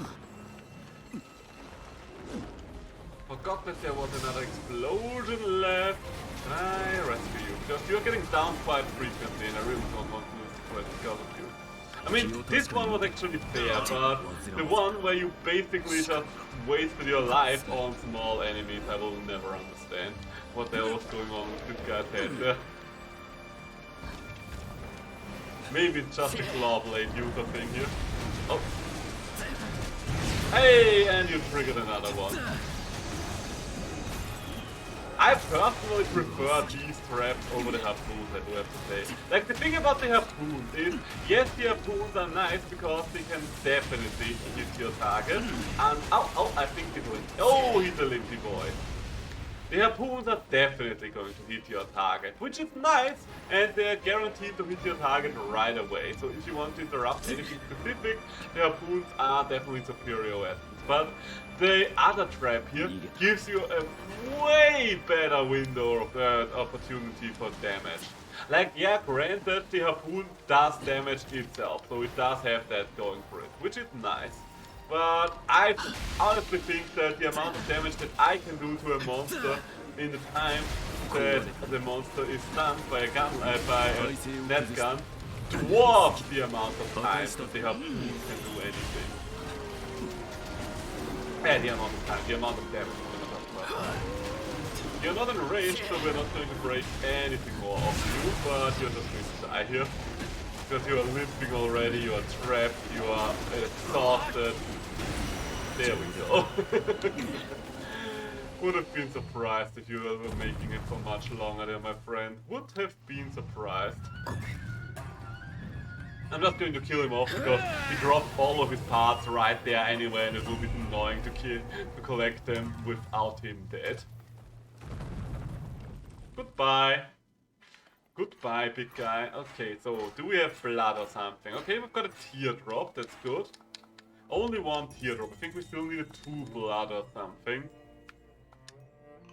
But I think we are very close to the point where we basically don't have any need to ever kill this thing again. Which is a shame, because I actually really enjoy this hunt. Hey! There we go. Like, this guy is easily the coolest variant in the entire game right now. I don't know who I would put on number 2 spot. Like, Pearlbeak is probably the second best variant now, but I do have to say I do have a soft spot for Sportail. Like, objectively I would say Pearlbeak is the number 2 now, but for me personally Sportail. Both of which are still good in my opinion, don't get me wrong. The worst one is still Ice Tusk. Like, I can't get over the fact that Ice Tusk is quite literally just an elemental shit. If there's any difference between Ice Tusk and Glim Tusk, Ice Tusk and Glim Tusk, Ice Tusk and King Tusk, then I have not noticed it yet in any hunt ever. So there we go, 2 more swallows. Oh. Forge some armor. No and no. Yeah, that's the one that needs the kimono blood. That's the one that needs 1 more teardrop. And okay, I mean the pet kimono tail feathers aren't hard to get. The pet kimono tail feathers aren't hard to get. I think I'm just going to start another hunt in my own map. Iron Sand Beach, depart immediately, there we go. Because then I can just collect my own tail feather cages while waiting for others to join. I mean, I'm not going to wait, I'm just going to rush that thing down, let's be completely honest here. I am curious though, how these new weapons have affected the meta, because the thing is, oh, that's the wrong camp, my bad. The thing is, are they even going to affect the meta? I don't know. Like, the meta until now was definitely raw, I can tell you that much for a fact. Like, people have actually mathed it out, and raw was just superior to elemental damage. Not just equal, superior. Crit sometimes had a little bit of a way to nestle itself in there, but for the most part you just wanted to go for raw damage. So where is he? Ah, over there.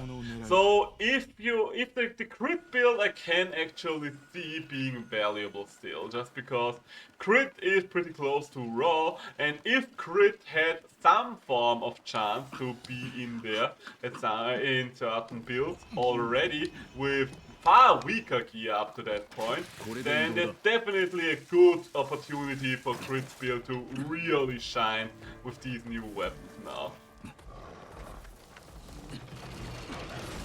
完成だ援護しよう And hit the S! Ooh, nice little butt flap.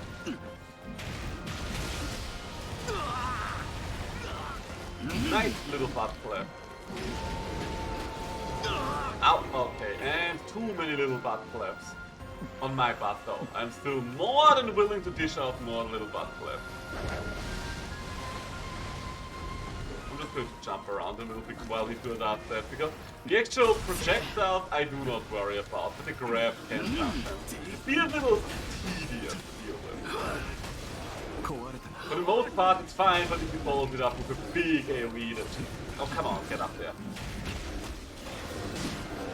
Oh. It still astounds me that a wolf of this size sometimes bounces off bloody boxes. Like fusion Karakuri and walls, yeah, absolutely understandable. But boxes? I don't understand how that's cool. Oh, wait. Hey, there we go. We did. Oh no. Ah, you know what? The healing actually outkilled it. I'm still astounded by just how much the healing thing does. Wait. Looks so silly. Looks so silly. Hey, there we go. Like the harpoon ever so slightly missed, I would say. But apparently... Wait, did it miss? I don't know. Oh shit, I'm not close to any of my anchors. That's the one problem.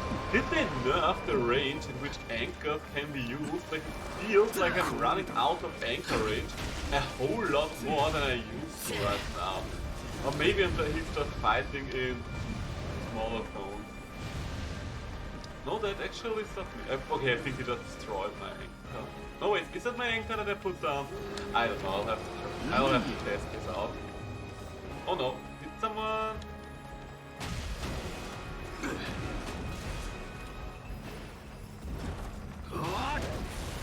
Ow. Big. Oh, looks like another one of my weird towers was over there. Don't remember anymore why I put that one up. Probably to get to a Tsukumo as well, that's most of the time my motivation. It is actually very worthwhile to collect all the Tsukumos. Not just in regards to the upgrades of the Tsukumo themselves, but if you actually collect all 200 Tsukumo, you are gonna be able to fulfill... If you actually collect all of the 200 Tsukumo, you actually unlock the Tsukumo path.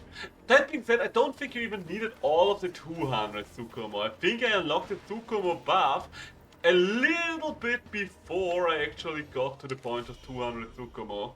Like, I think I unlocked it at 198 Tsukumo or something. Okay, you know what, yeah, I'm just going to set up a wine, you know? No more whining about it, we are just going to set up a wine. So how far over there can I potentially get that? There we go. So this will probably be my fastest way of getting over there now. Oh, you know what, I should have just stuck with the wine, because we've actually shot it to the perfect position. Damn, well done us. Well done us.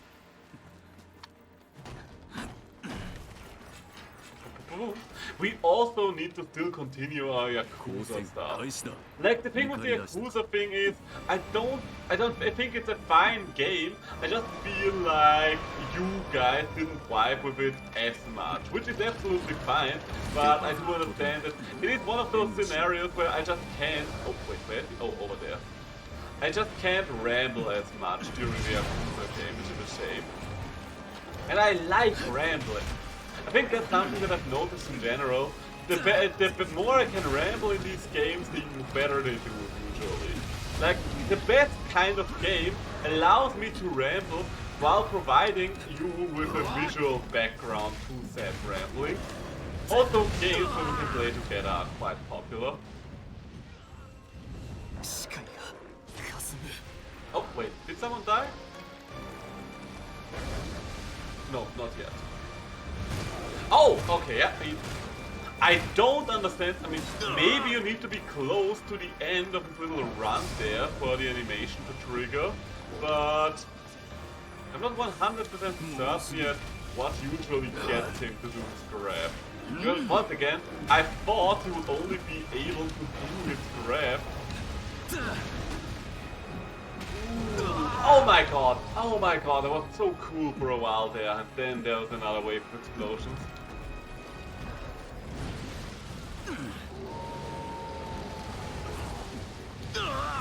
Ow. You know what, I'm just going to put up a healing tower real quick because a lot of us need it right now. There we go, that's what I want to see! That's what we want to see. You know what, we might even break off a shoulder here. I'm still prioritizing the head. Also, I need one of those, that's for sure. Ow. Okay. Whoop-a-pa. Okay, you know what? Oh, and he's on another trap. He's on another trap. Yeah. To be fair, I don't think we ever expected the guy to give us too much difficulty after I was almost able to solo him on my first attempt. I think, did I get him to limp on my first attempt? I don't remember if it was, I don't think he limped on my first attempt. Oh! Ooh! Maybe I should actually prioritize his shoulders right now, because... Ah! I think something broke off. I think it was both the tail and his head there. Okay, we can... Oh! Okay, he didn't get anyway. You know what? I don't remember if I joined this or not, but I'm just going to collect stuff here. There we go. Beautiful. Let someone else take the kill. I've seen my own animation for a while there. I think that's actually the Nodachi that he dropped. It's a beautiful looking weapon, don't get me wrong. I just don't really see his beam in it all that much. I guess there's a little bit of a duality going on, so that's that. Super Molten Rock. I think I needed that as well. And the Fulgent Teardrops. Okay, so 2 Fulgent Teardrops down. 1, well I guess 2 more left to go, but for an entirely different armor piece. And Camp is fine. Camp allows us to collect more feathers properly. You know what, let's go to Minato, because the Minato feathers I haven't harvested for a longer period of time. Ooh, now that I think about it. Like, do you think those little robot things would make for a good present for my girlfriend? If I got 2 of them, one for me and one for her, so they could also interact with one another. Do you think that would be a good present, or would that be more of a present for myself doubled up? I don't know, because for the most part, we have very similar tastes. The thing is, we do want the pet, but we don't want it in this apartment anymore, because we're moving in half a year anyway.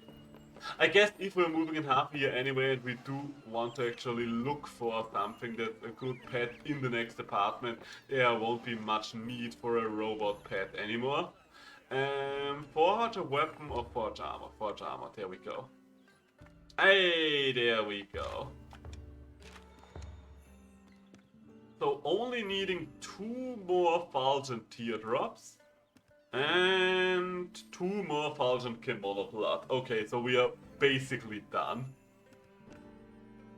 This won't take long anymore. I mean, we have been a little unlucky with the drops right now. The fact that we've only ever gotten 1 from the last couple of hunts is a little bit of a shame, but oh well, it's a fun fight.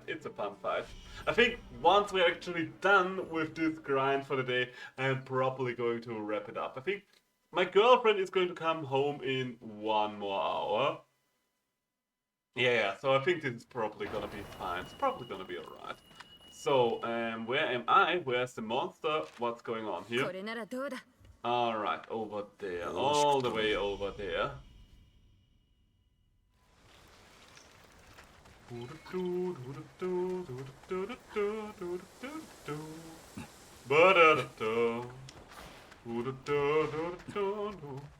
What are you guys going to do in your off time today?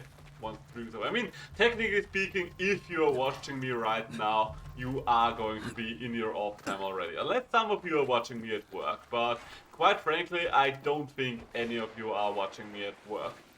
Maybe you are working on something, but I do not think that you are at work right now. At least not as far as I'm aware. I'm probably going to try to figure out that one last missing objective I have had in Storyteller. And afterwards, what am I gonna do afterwards? Good question. I guess that's probably gonna be the rest of my evening, let's be completely honest there. I've been stuck on it for a while already. A large welcome crystal. Should have used the actual yell phase there, but at this point the large welcome crystal might be worth more to me. Like, to be fair, most of his body parts are kind of irrelevant. At this point I really only need the teardrop from the end. And there isn't an easy way to get that. Other than just killing him! Kind of funny that that's gonna be the limiting factor for my gear grind here. Because usually I would expect something else to be it. Like, for example, when it came to the base staff stock, it was the icicle. But I don't know if it is because the basic death stock has traumatized people in regards to the icicles or something else. But with this guy, his shoulder things are getting broken off quite often. I don't know if it is because people are focusing them more, or if it is because his shoulder things are more fragile. Maybe he spends more time enraged. Could be the case as well.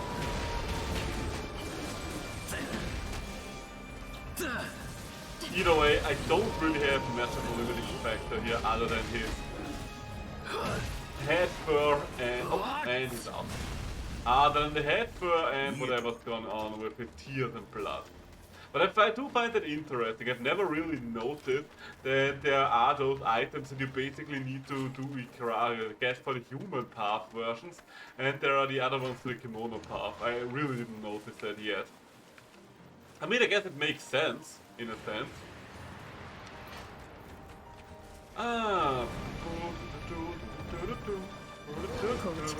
Ooh, by the way, I did have something that I don't know, did I actually talk about that with you guys already? I don't know why, but there has been a supposed data mine when it comes to Monster Hunter Sunbreak, and it does actually get me excited for the final update. I always think there's one less explosion than there will be. Okay, but there has been a data mine for the 5th update when it comes to Sunbreak. And if you don't want to get spoiled on that, then just tune out for the next like 2 minutes or so. That's basically all the time it will take for me to go through the topic.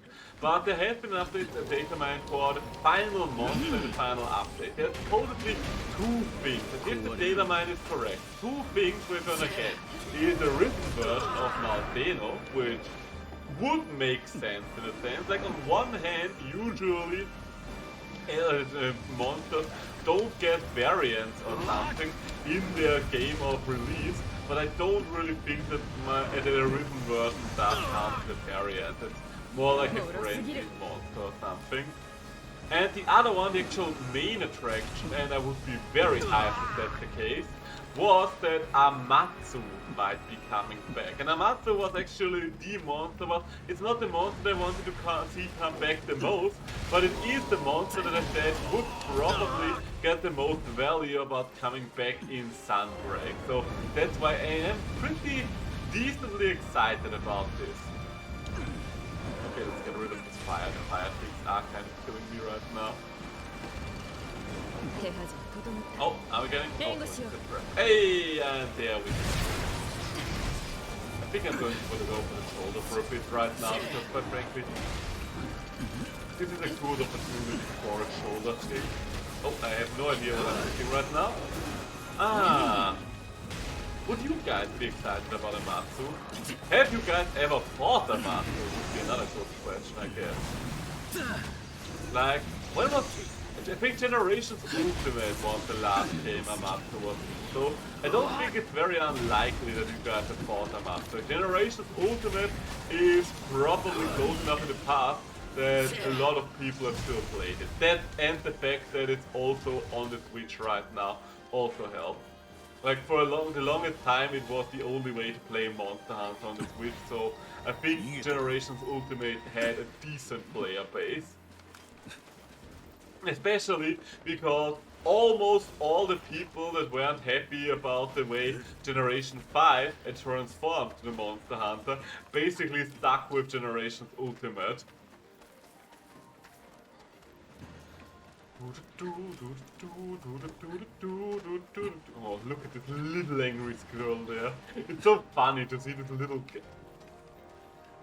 He doesn't look like a volatile monster, I'm sorry, but look at him just sniffing around. Does this guy look dangerous to you? Or does he look like he just wants to be squeezed? Squeezed!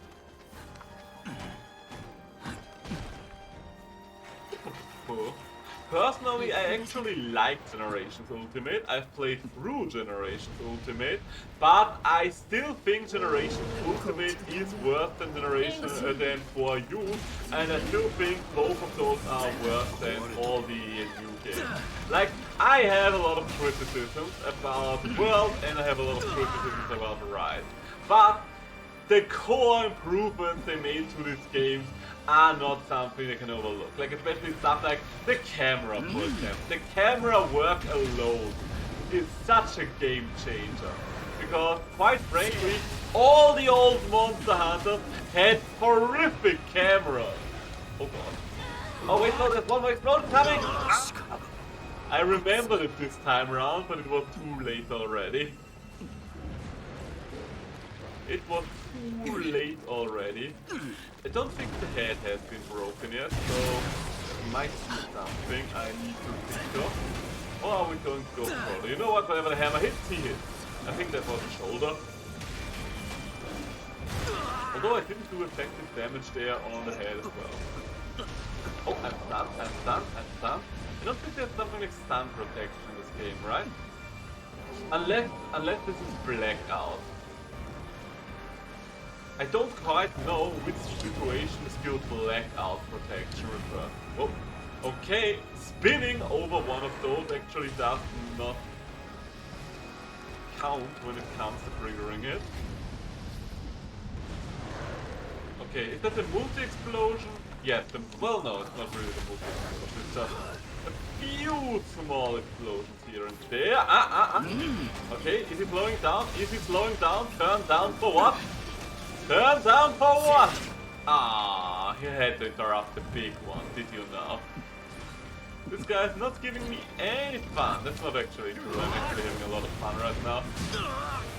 Ah, I also, maybe, would you guys be interested in ever seeing God Eater, by the way? That's something I'm curious about, because I did actually play through the first God Eater already, so it wouldn't be the first God Eater. But I do own, but have never played, the second and first God Eater. I'm curious, would that be something you guys are interested? I haven't played them, so I can't know if I would stick with them, because who knows, maybe the second and first God Eater were actually quite awful. Always a chance that that's the case. Giant Summer Song Crystal. Oh, nice. Yes, I am going to return to my hunting ground, but allow me to grab that first. I do need as many of those crystals as I can potentially get. But then again, maybe I'm just too focused on hunting games right now. I don't know, it doesn't really seem like a bad idea to focus those hunting games, because as far as I can tell, you guys actually really enjoy watching them and I enjoy playing them. So why not use my efforts on those? Ooh, nice outfit. Like the purple, like the glowing eyes.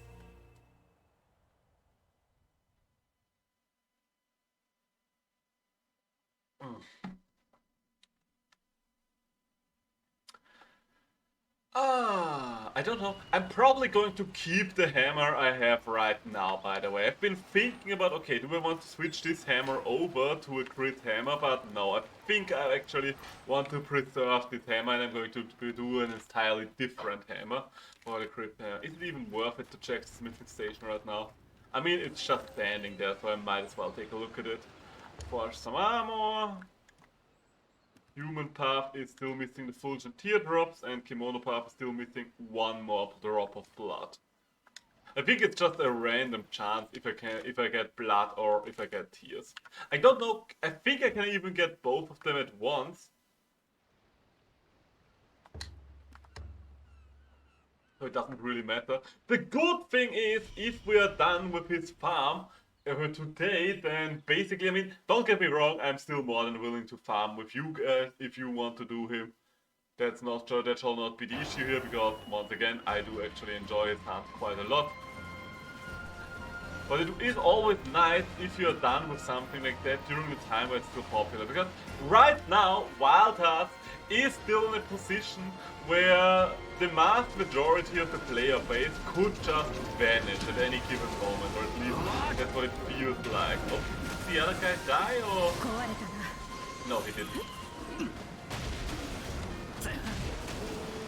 And it's definitely a game that is centered around the idea of multiplayer. And the good thing is, it does make it quite easy to engage with multiplayer. Like, see, that's the difference there. Something like Monster... Okay, I'll have to... Okay, let's put it like this.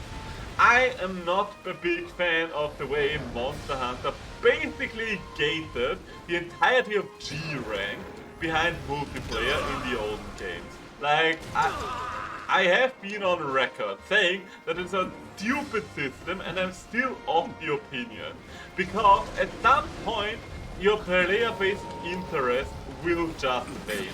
Even if the game itself is a popular one, nobody's going to play a game forever. That's just not the way we interact with games and media. Some games are going to stick around for a long time. But eventually every game will lose its player base. That's just the way of life. Like, I think the longest running games right now are probably Minecraft and League of Legends. Those are at least the two longest running games with major player bases that I can think of right now. But even those are going to die at some point. No idea when that point's gonna be. But nothing is popular forever, as I keep on saying here.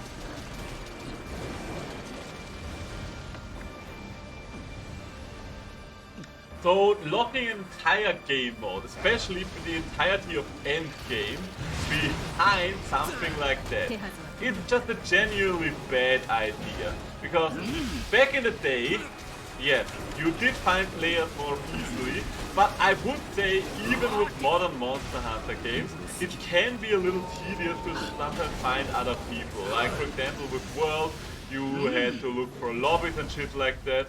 With Rise, you still don't have crossplay, and a lot of the time the online isn't great. Let's just put it like that. There's still a lot to be desired with the online in Monster Hunter, even to this day. Wild Hearts, I would say, has vastly superior online. Like, the online in Wild Hearts is almost as good as I would want it to be in a game like this. I think the only things that I would really change about the online in Wild Hearts that I can think of off the top of my head right now would probably be that it stops cancelling your search after a couple of seconds. I would prefer if it just continues to... Oh, come on. If it just continues to search and doesn't go, okay, hey, we haven't found someone to play with, to put you into a group with in a couple of seconds. So how about we suggest something entirely different there? That's just annoying in my opinion, and boom! Nice little hit on the dog, and ow!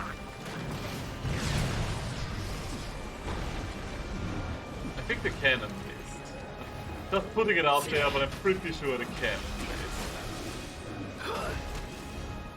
Was a well-meaning cannon, but it didn't really get the job done, yeah. Hold on, okay, I think the cannon missed again. I don't know who is setting up these cannons right now, but they are definitely not the most proficient cannon user. Maybe a little overzealous, let's put it like that. But I guess one cannon too many is still better than one too few. Jesus Christ, but even with all those cannons, I can barely see. Okay, I think the head just broke. I think the part of the head is over there somewhere, so let's see. You can also still rip off the tail. That would be everything broken.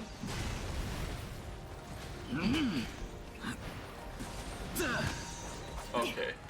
Doesn't look like I'll be able to catch up with him for now, so let's just harvest what we have to harvest here.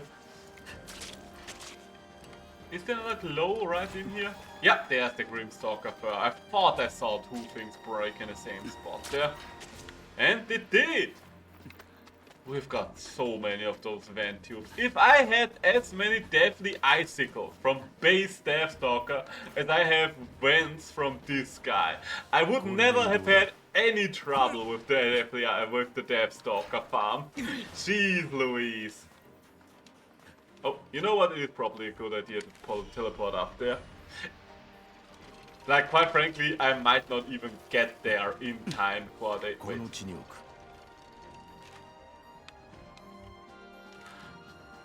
Is this a... Oh my god. Why does everyone get the volatile ember plume but me? I really want it visually, but I've never had volatile ember plume on my map. I constantly see it when I'm hunting with other people, but for me the volatile ember plume never spawns. I just want my swag gear. Then again, I haven't really decided on what kind of armor I want ultimately for my layered armor. I do know that at some point I'm going to farm me a layered armor set. I'll probably not farm all the layered armor sets like I tend to do in Monster Hunter and just mix and match different sets, but I think it is good to at least have one layered armor set in case you're really unhappy with how I look with a new skill set turns out. For the most part with my current set, I'm actually quite happy with how I look because I do kind of find the weirdness funny. But it saves to be prepared. But it's nice to be prepared, Jesus Christ. Didn't notice we can spread out these little magma pools that far. Although, I think these ones over here might not be exploding ones, right? Not they are exploding ones, they do just take a little while longer to explode. Ah, and there goes the tail, there goes the tail, and there goes the rest of him. Nice. It's always so satisfying if you actually break every breakable part of a monster like that, especially when it has so many breakable parts. Like, I would say 4 breakable parts like that is a lot. I don't think there's any monster in this game with more breakable parts, right? Like, there are definitely a lot of monsters with an equal amount of breakable and then lootable parts, but I don't think anything has more breakable parts than the Deathstalker. Well, maybe Celestial Dragon? I don't know if I would even count Celestial Dragon though, because a lot of Celestial Dragon is just random worm skinner, so you break. Look at the boy, look at that boy. Ah, damn it, I didn't really look what kind of loot we got from him. Ah, Ember Plume, oh Ember Plume. I do like the hair this character has. The dark roots and the neon blue, what's the word I'm looking for? Turquoise would be the German word. Okay, let's just call it neon blue. Because I wanted to say Turkish, and then I thought like, wait, no, that's a group of people from the Middle East. So, I think that's the tail feathers that I needed. I think that's probably more than tail feathers that I needed. So, can we complete yet another piece of armor? Not here. And not here. Okay, so we are 1 kimono blood. 1 health one. Okay. I don't know. It feels like you're guaranteed at least one of those items per hunt, but not necessarily more. I've killed 14 of those already. Jesus. I'm curious. Let's see. Celestial Dragon has 4 breakable zones as well, but once again, I don't know if I would count Celestial Dragon. Tempest also 4 breakable zones. I'm kind of surprised that you have 4 breakable zones. I've never really noticed that the claws are specifically breakable zones. I wouldn't even know how to aim for these. Oh, okay, we did find the one monster with actually more breakable zones. Enraged Amaterasu, 5 breakable zones. That's quite impressive. That is quite impressive. But 4 breakable zones is actually more common than I expected it to be. Oh, and you actually have 4 as well. Huh. Your horns are still the most difficult part to break in the entire game. Like, I have tried so many times in the past. So far, I've only ever had 1 hunt where I successfully broke a horn off, and that was on complete accident. I don't know how to accomplish that. I guess the only way if I ever want to get the Ember Plume, the enraged one, is to quite literally keep reloading the map and hope for the best. Okay, let's just hope we're lucky and we're getting the 2 last drops we need and at most 2 hunts. It would be annoying if it happened to be in a scenario where we just get 1 of them from here on out for a long time. It would feel like my usual luck, but it would still be annoying. Ah. And where am I? What do we have here? What do we have here? Ah, there we have something. There we have something. Has this hunt been going on for a while already? So far I don't see any broken paths, so I think we've joined at the right time. Like I think most of these hunts just started when we joined them. Oh, is he? Okay, guess they have already pulverized this guy in the first zone for a while already. Because that's the only explanation I have for him suddenly running away. Although I do have to say, I don't know why, but on one specific hunt, not all of them, but on one specific hunt, this guy turned into the monster that ran away from me the most out of all the monsters. Ah, dang it. There isn't really a fixed way that those lines go whenever he does that move. Like, all the 3 water lines are going to be in the same angle to one another. But other than that, there isn't necessarily a rhyme or reason to them. At least not in regards to the fire lines. Hey, alright, following 1 up with Benara straight away. Do I need your Grimstalker fur anymore? I don't know! Why don't you tell me? Because if you told me I don't need it anymore, I could stop badging ahead in at any given moment. Okay, I will get hit there, but this is worth it. I call worth it. I call worth it. Actually getting off 1350 damage is so worth it in my book. Hey!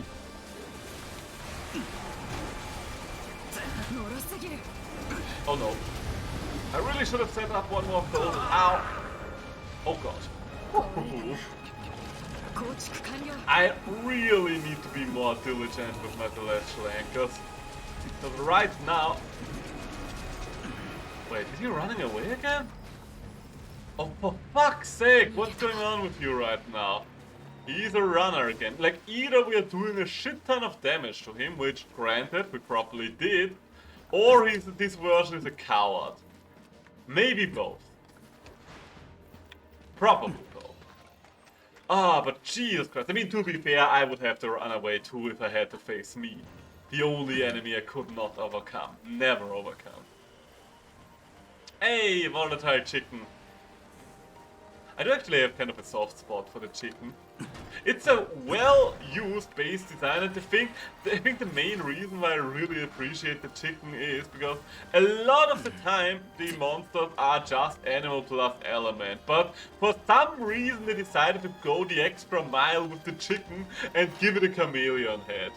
I don't know why, especially considering that they did hide the chameleon head or under a part of the land, and usually it takes some time for you to first realize that it even has a chameleon head, but I kind of love it for it. Okay, this time I'm going to be a good boy, and I'm going to put an anchor down. Okay, guess you do not like my traps as much as I do. Ow! Are you standing on my trap right there? Ow! Oh god. You know what? I'm out for a second. Oh no, this is that thing. Heal up. Hey! You got interrupted. How nice. Can he still explode those or did he just do fine? Oh no. Oh god, I'm too far away from my hammer. Oh no. Ooh! Wait. And for my anchor, what am I talking about?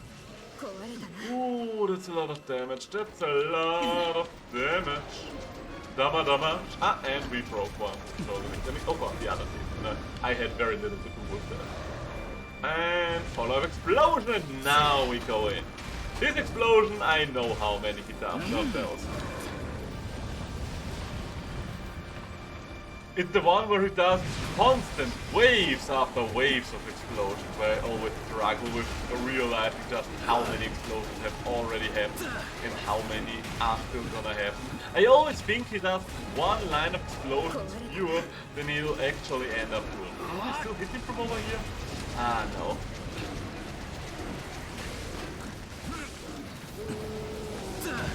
Was wishful thinking on my part. I will fully admit that. You know what? Okay, we're just going to spin it for a while because I actually started to spin on accident. Huh? Can I actually... Oh! Oh! We actually connected with a spin one for once. Oh! That's a rarity. Rarity. Let's go. Grimstalker Ventube, let's go! Let's fucking go! There are so many celestial anchors all around the place. I could use some more bread. I certainly could. Ah, my eyes. What am I gonna do for dinner? Like, I had spaghetti for lunch already, and I did cook some extra spaghetti, and I try to generally put an effort behind not eating the same meal twice a day, just to keep my diet varied. I might just go for eating the same meal twice a day now. Because my girlfriend does actually not like spaghetti, and I love spaghetti, but since I cook for both of us, a lot of the time I do not get to eat spaghetti. I mean, I do not get to eat spaghetti. It makes it sound like she's forbidding me from cooking spaghetti.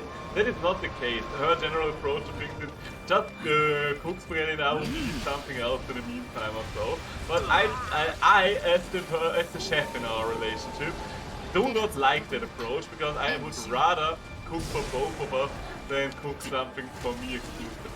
Like these times when I like to cook something exclusively are of course the time when I'm only going to cook for me in the first place. Am I safe up here? Okay, I was actually safe up there. Don't you worry, Katsumi, I've gotcha. We are getting through this together. Grimstalker has nothing on us. Nothing! Ow. Okay, maybe a little something. Maybe a little something. He could have a little something on us. Oh, and... oh wait, no, that's the tail. I thought it was his other tooth, but it was the tail. And I do have to mark that your head is still surprisingly unbroken. Ah! Speaking of which, your surprisingly unbroken head seems to have been broken. Yes, Grimstalker. I mean, we've got so much Grimstalker already. I could oh! No, Katsumi! Ah!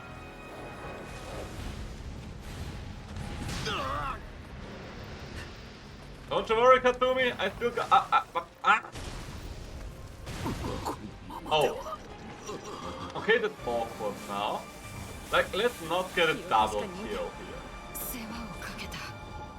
Let's not get double kill here. How about that? It would be nice, especially considering that the monster is almost dead already. seems like a little bit of a waste of an opportunity to wipe. Thank you very much. 気を確かに持て Appreciate it. Okay, allow me to get away from here real quick and heal up real quick. There we go. 制圧が整った I think I've hit him a couple of times there. More by pure accident than anything else, but I did hit him. Ow! And he did hit me. He definitely hit me there. 破壊した Oh! Oh! Broke up the next part. Now to think about it, I don't have to go for the head anymore. Head has already been broken. Oh, did he? No. Isn't much left on him though. Okay, considering that this guy is probably like 3 hits away from death. Whenever he has no parts left anymore, I'm like, this guy is dead. He just doesn't realize it yet. Yeah, I knew it, that he couldn't have many hits left in him. If this guy would have had many hits left in him, I would have been surprised. Ooh! I will assume this is layered armor. That's a pretty cool one. Using a devil horns with this is a pretty neat idea. Although I do still have to say, twin tails make every character look like a schoolgirl. Come on! Okay, we've got the blood. We've got the blood. That's good, that's good.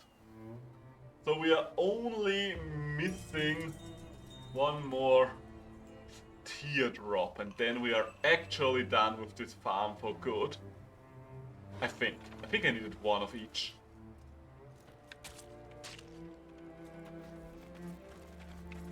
Magnificent creature. Did I find that? Yeah, I did. I do like that they actually gave us the glowing light from the get-go. I mean, to be fair, Monster Hunter also did that. Now that we are in the 5th generation. But one of the things that I definitely have to say I do appreciate about Wild Hearts over Monster Hunter, their willingness to actually update things in the actual game and not just waiting until the next big DLC comes out.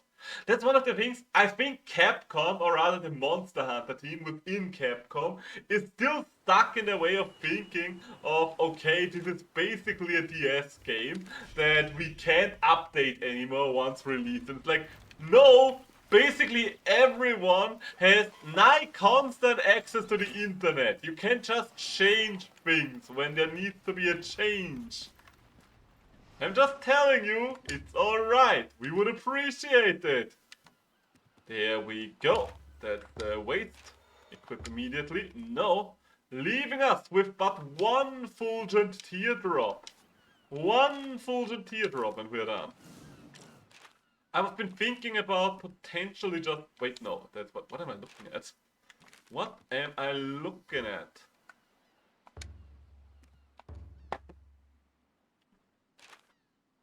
Failed to find session. Start the quest is at home. At the host in a second. Maybe I will just sit down real quick because my back's starting to hurt again. I'm looking forward to the time when I can actually do the entire streams with walking again. Right now, I just don't get enough air for that, in my honest opinion. That's the thing. Because I am a little breathing impaired right now, not only because my lungs are affected, but also because my allergies are very much acting up and blocking off all of my nasal airflow, which isn't great. Let's just put it lightly. It is not great. But don't you worry. It's like this basically every single year. Spring is just a little bit of a rough time for me in that regard.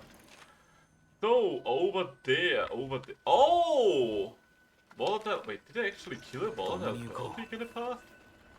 I thought that Pearlbeak was one of those monsters that I still never had the volatile version of, but apparently I was wrong. Okay, nothing in this hunt matters except for one thing and one thing only, and that thing is us dropping a teardrop at the end. How are we going to influence that? Not at all! We literally just have to kill the thing and hope for the best. Literally just gotta do that. There's not much more to it. What can I say? It ain't rocket science. Oh.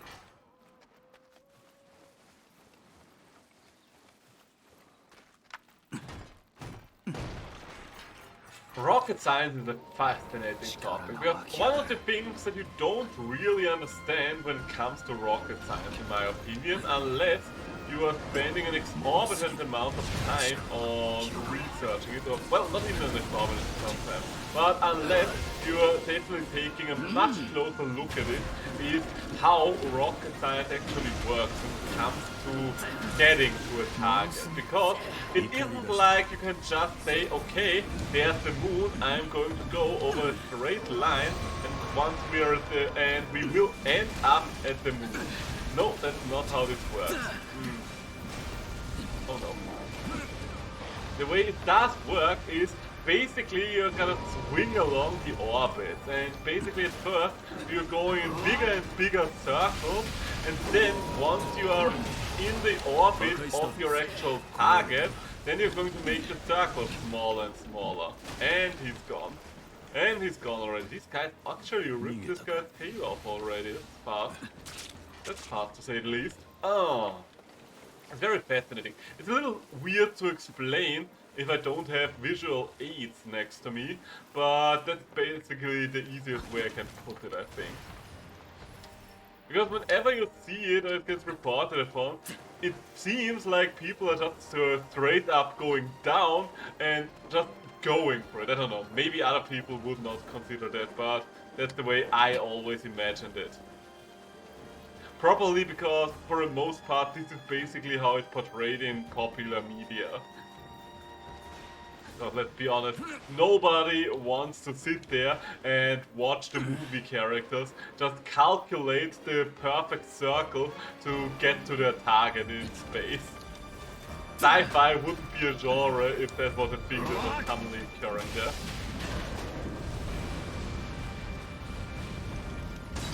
Ow! No, stop that! He really can't keep up with you there. Like, he did get one hit in, but could have been far worse. Oh.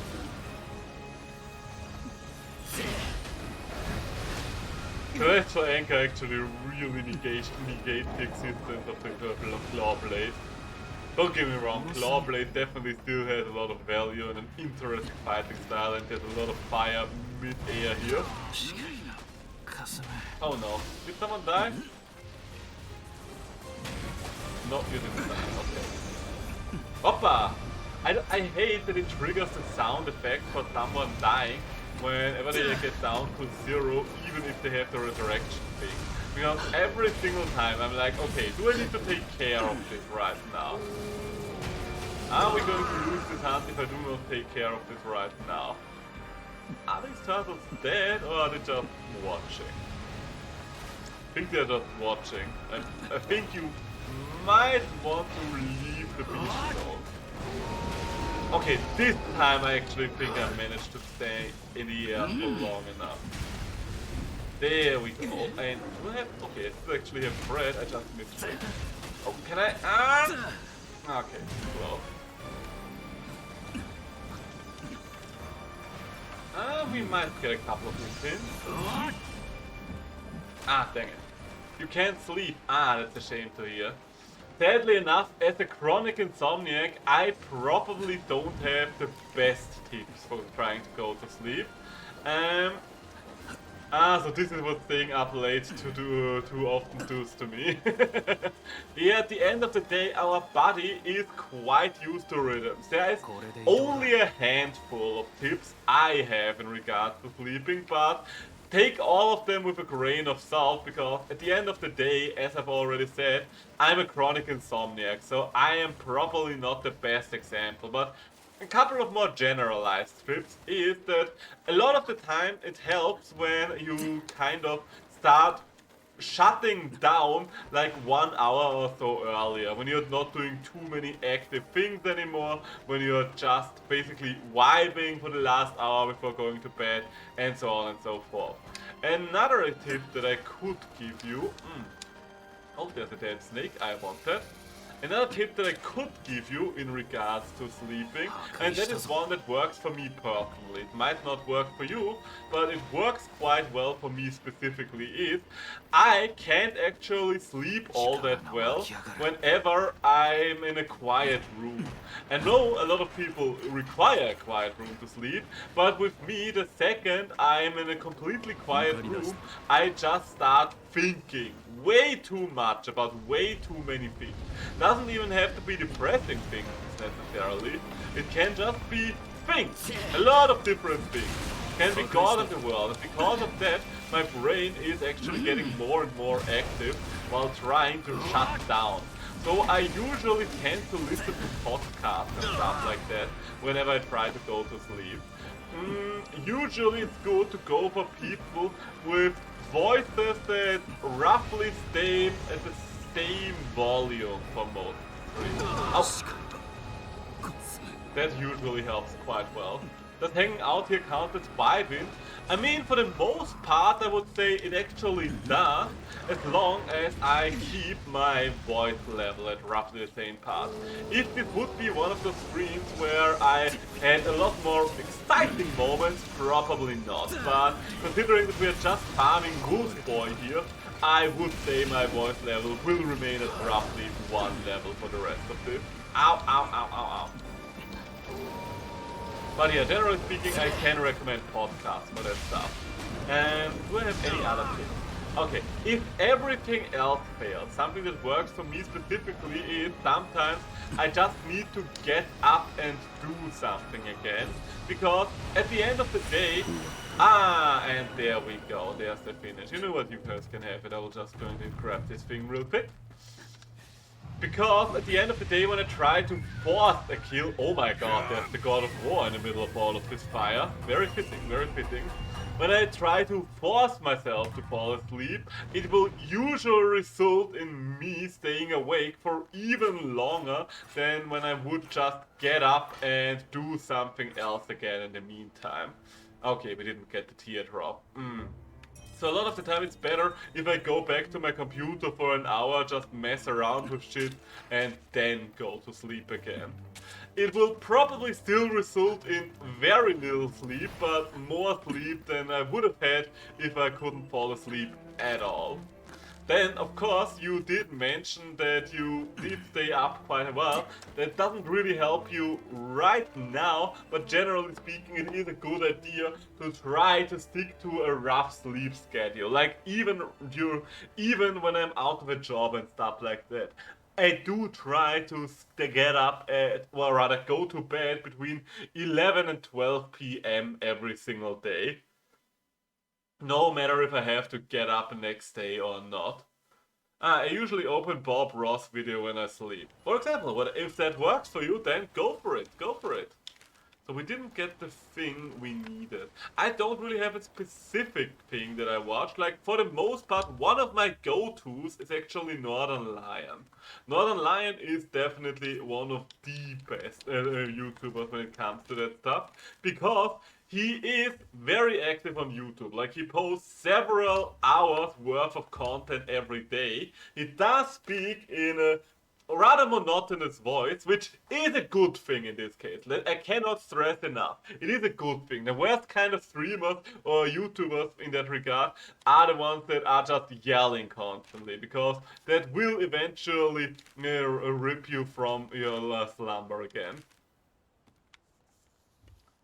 Okay, let's see if someone else is doing the other version of that quest.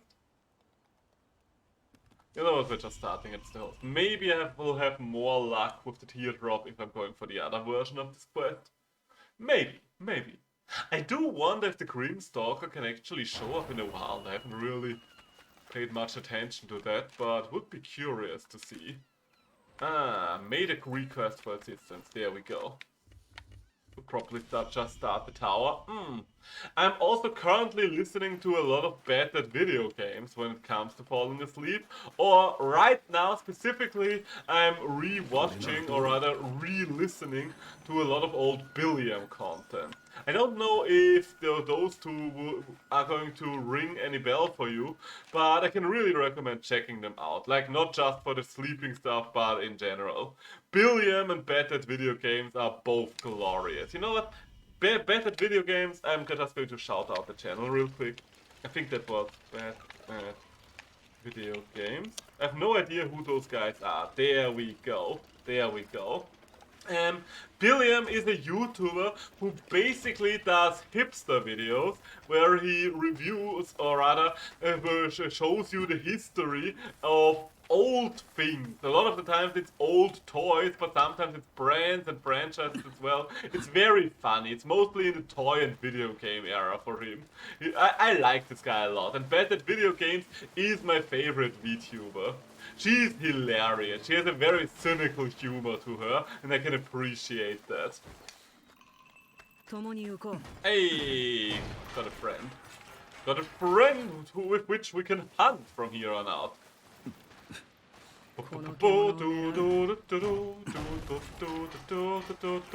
I guess I'm not watching too many mainstream things. Like, Northern Lion is probably the most mainstream guy I'm watching. By the way, I might stream. Ah, you're gonna stream again anytime soon. That would be nice.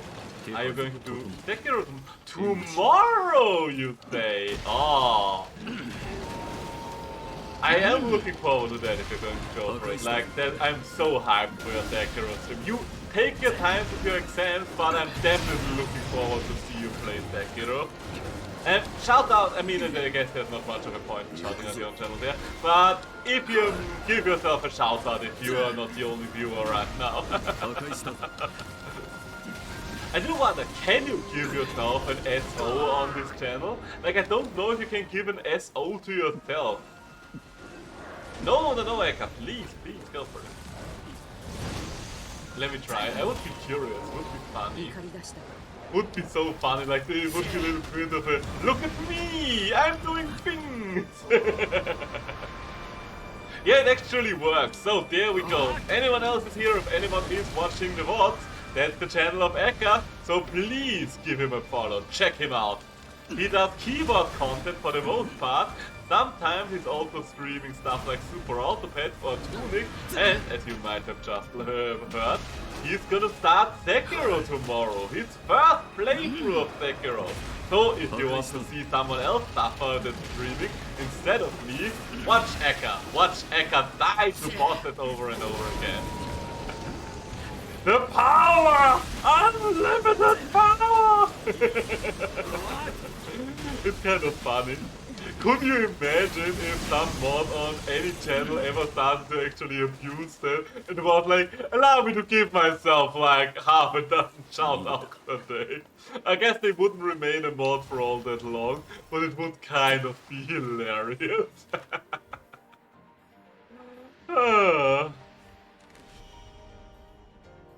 Suffering, I will show you how easy Sekiro is. Please do, please do. If you can't show me that, then I'm looking forward to seeing that. I'm just curious to see, because, while as I've already said, no matter if I like a Souls game or if I hate a Souls game, Souls games always make for an interesting watch. Like, even Dark Souls 2, which is the universally hated, can be fun to watch. Oh, come on! I was so not close to that. You know what, let me try something.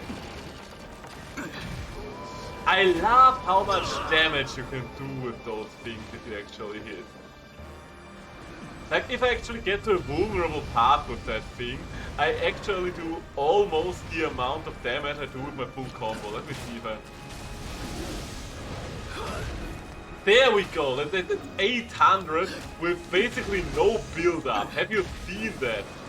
It's pretty crazy to think about. Oh god. If you think about it, oh, come on, stop it. How many of those are you setting up right now? Too many, that's the answer there. I kind of need a little bit of energy back from you there, friendo. good buddy, old pal. 手はずが整った。援護しよう。 I think he got stuck on the wall there. BRB, let me change to phone. You do that, you do that. Ah, but yeah, I think the playthrough will be interesting. Especially considering it will be a first playthrough. Yes, I know you've already seen other people play the game, but it will still be a first playthrough. And that's exciting. First playthroughs of Souls games are always exciting. Oh no, this is gonna be bad. Oh well, no, I actually managed to get out of there. Get out of there and get in there again. That's the way we like to do it around here. And hit the tail. Ooh, beautiful tail cut. Oh, I love my super uneven hammer. I guess the actual fighting style, once you've mastered it in this game, is more similar to the one in God Eater, isn't it? Because in God Eater you can zoom around with hammer quite a fair amount as well. That was the interesting part about God Eater. You had your base move set and you can basically modify it over time.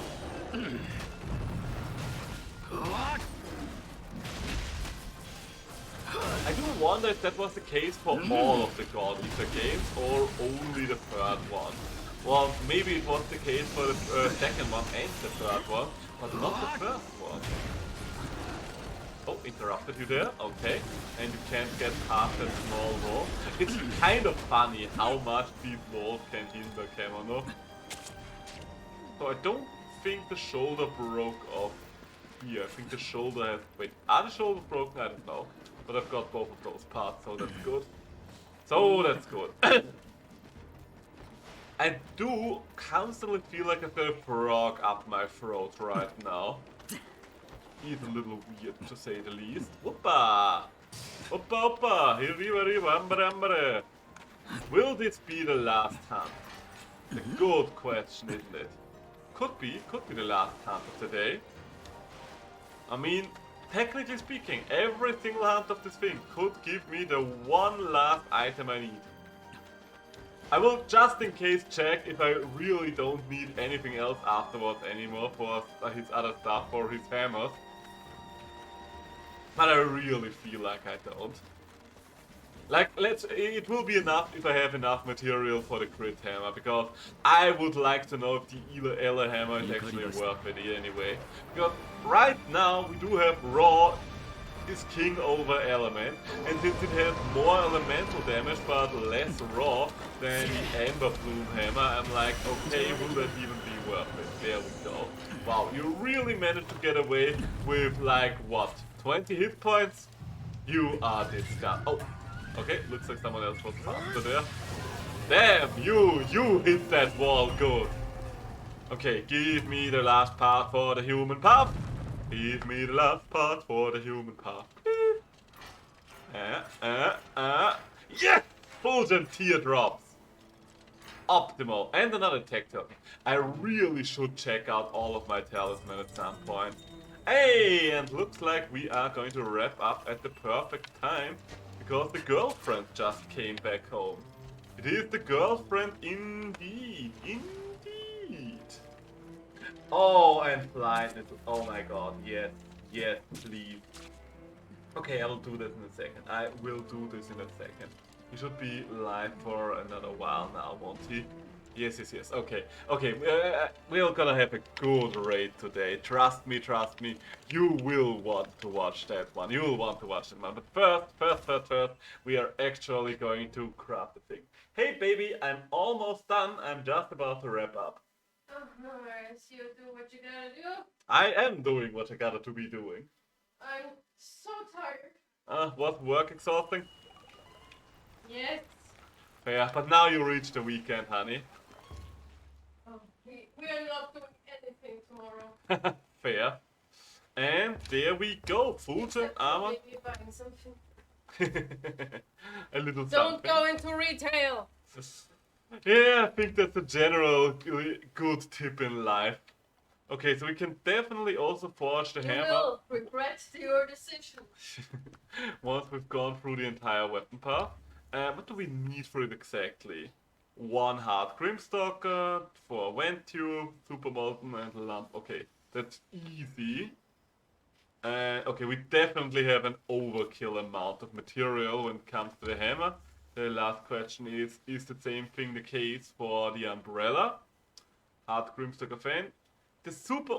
Wait, are the materials that we need the exact same for both weapons? They might be. Like, let's take a look at this. Let's take a look at this real quick. Hard Grimstalker Fang, Grimstalker Vent Tube, Grimstalker Super Molten Rock. Hard Grimstalker Fang, Grimstalker Vent. Okay, it's literally the same thing. So I can definitely actually afford 2 umbrellas and... Well, not 2 umbrellas. No, I can actually afford 2 umbrellas. That's funny. I can literally do 2 umbrellas and 2 hammers there. That's insane. Alright, but as we've already established, I think this is the time where we are going to wrap it up for the day. So, thank you all for watching me today. It was fun. I don't know when I'm going to be back next time around. Maybe on the weekend, maybe at some other point in time. If you want to keep up to date, my socials are down there in the About section. Both links to my Discord and my Twitter ready to go for your personal usage. And we are gonna raid Flyin, who is playing the original Monster Hunter right now. So that's gonna be a treat for all to enjoy. And yeah, I'll see you when I see you. And until next time, see ya. Bye!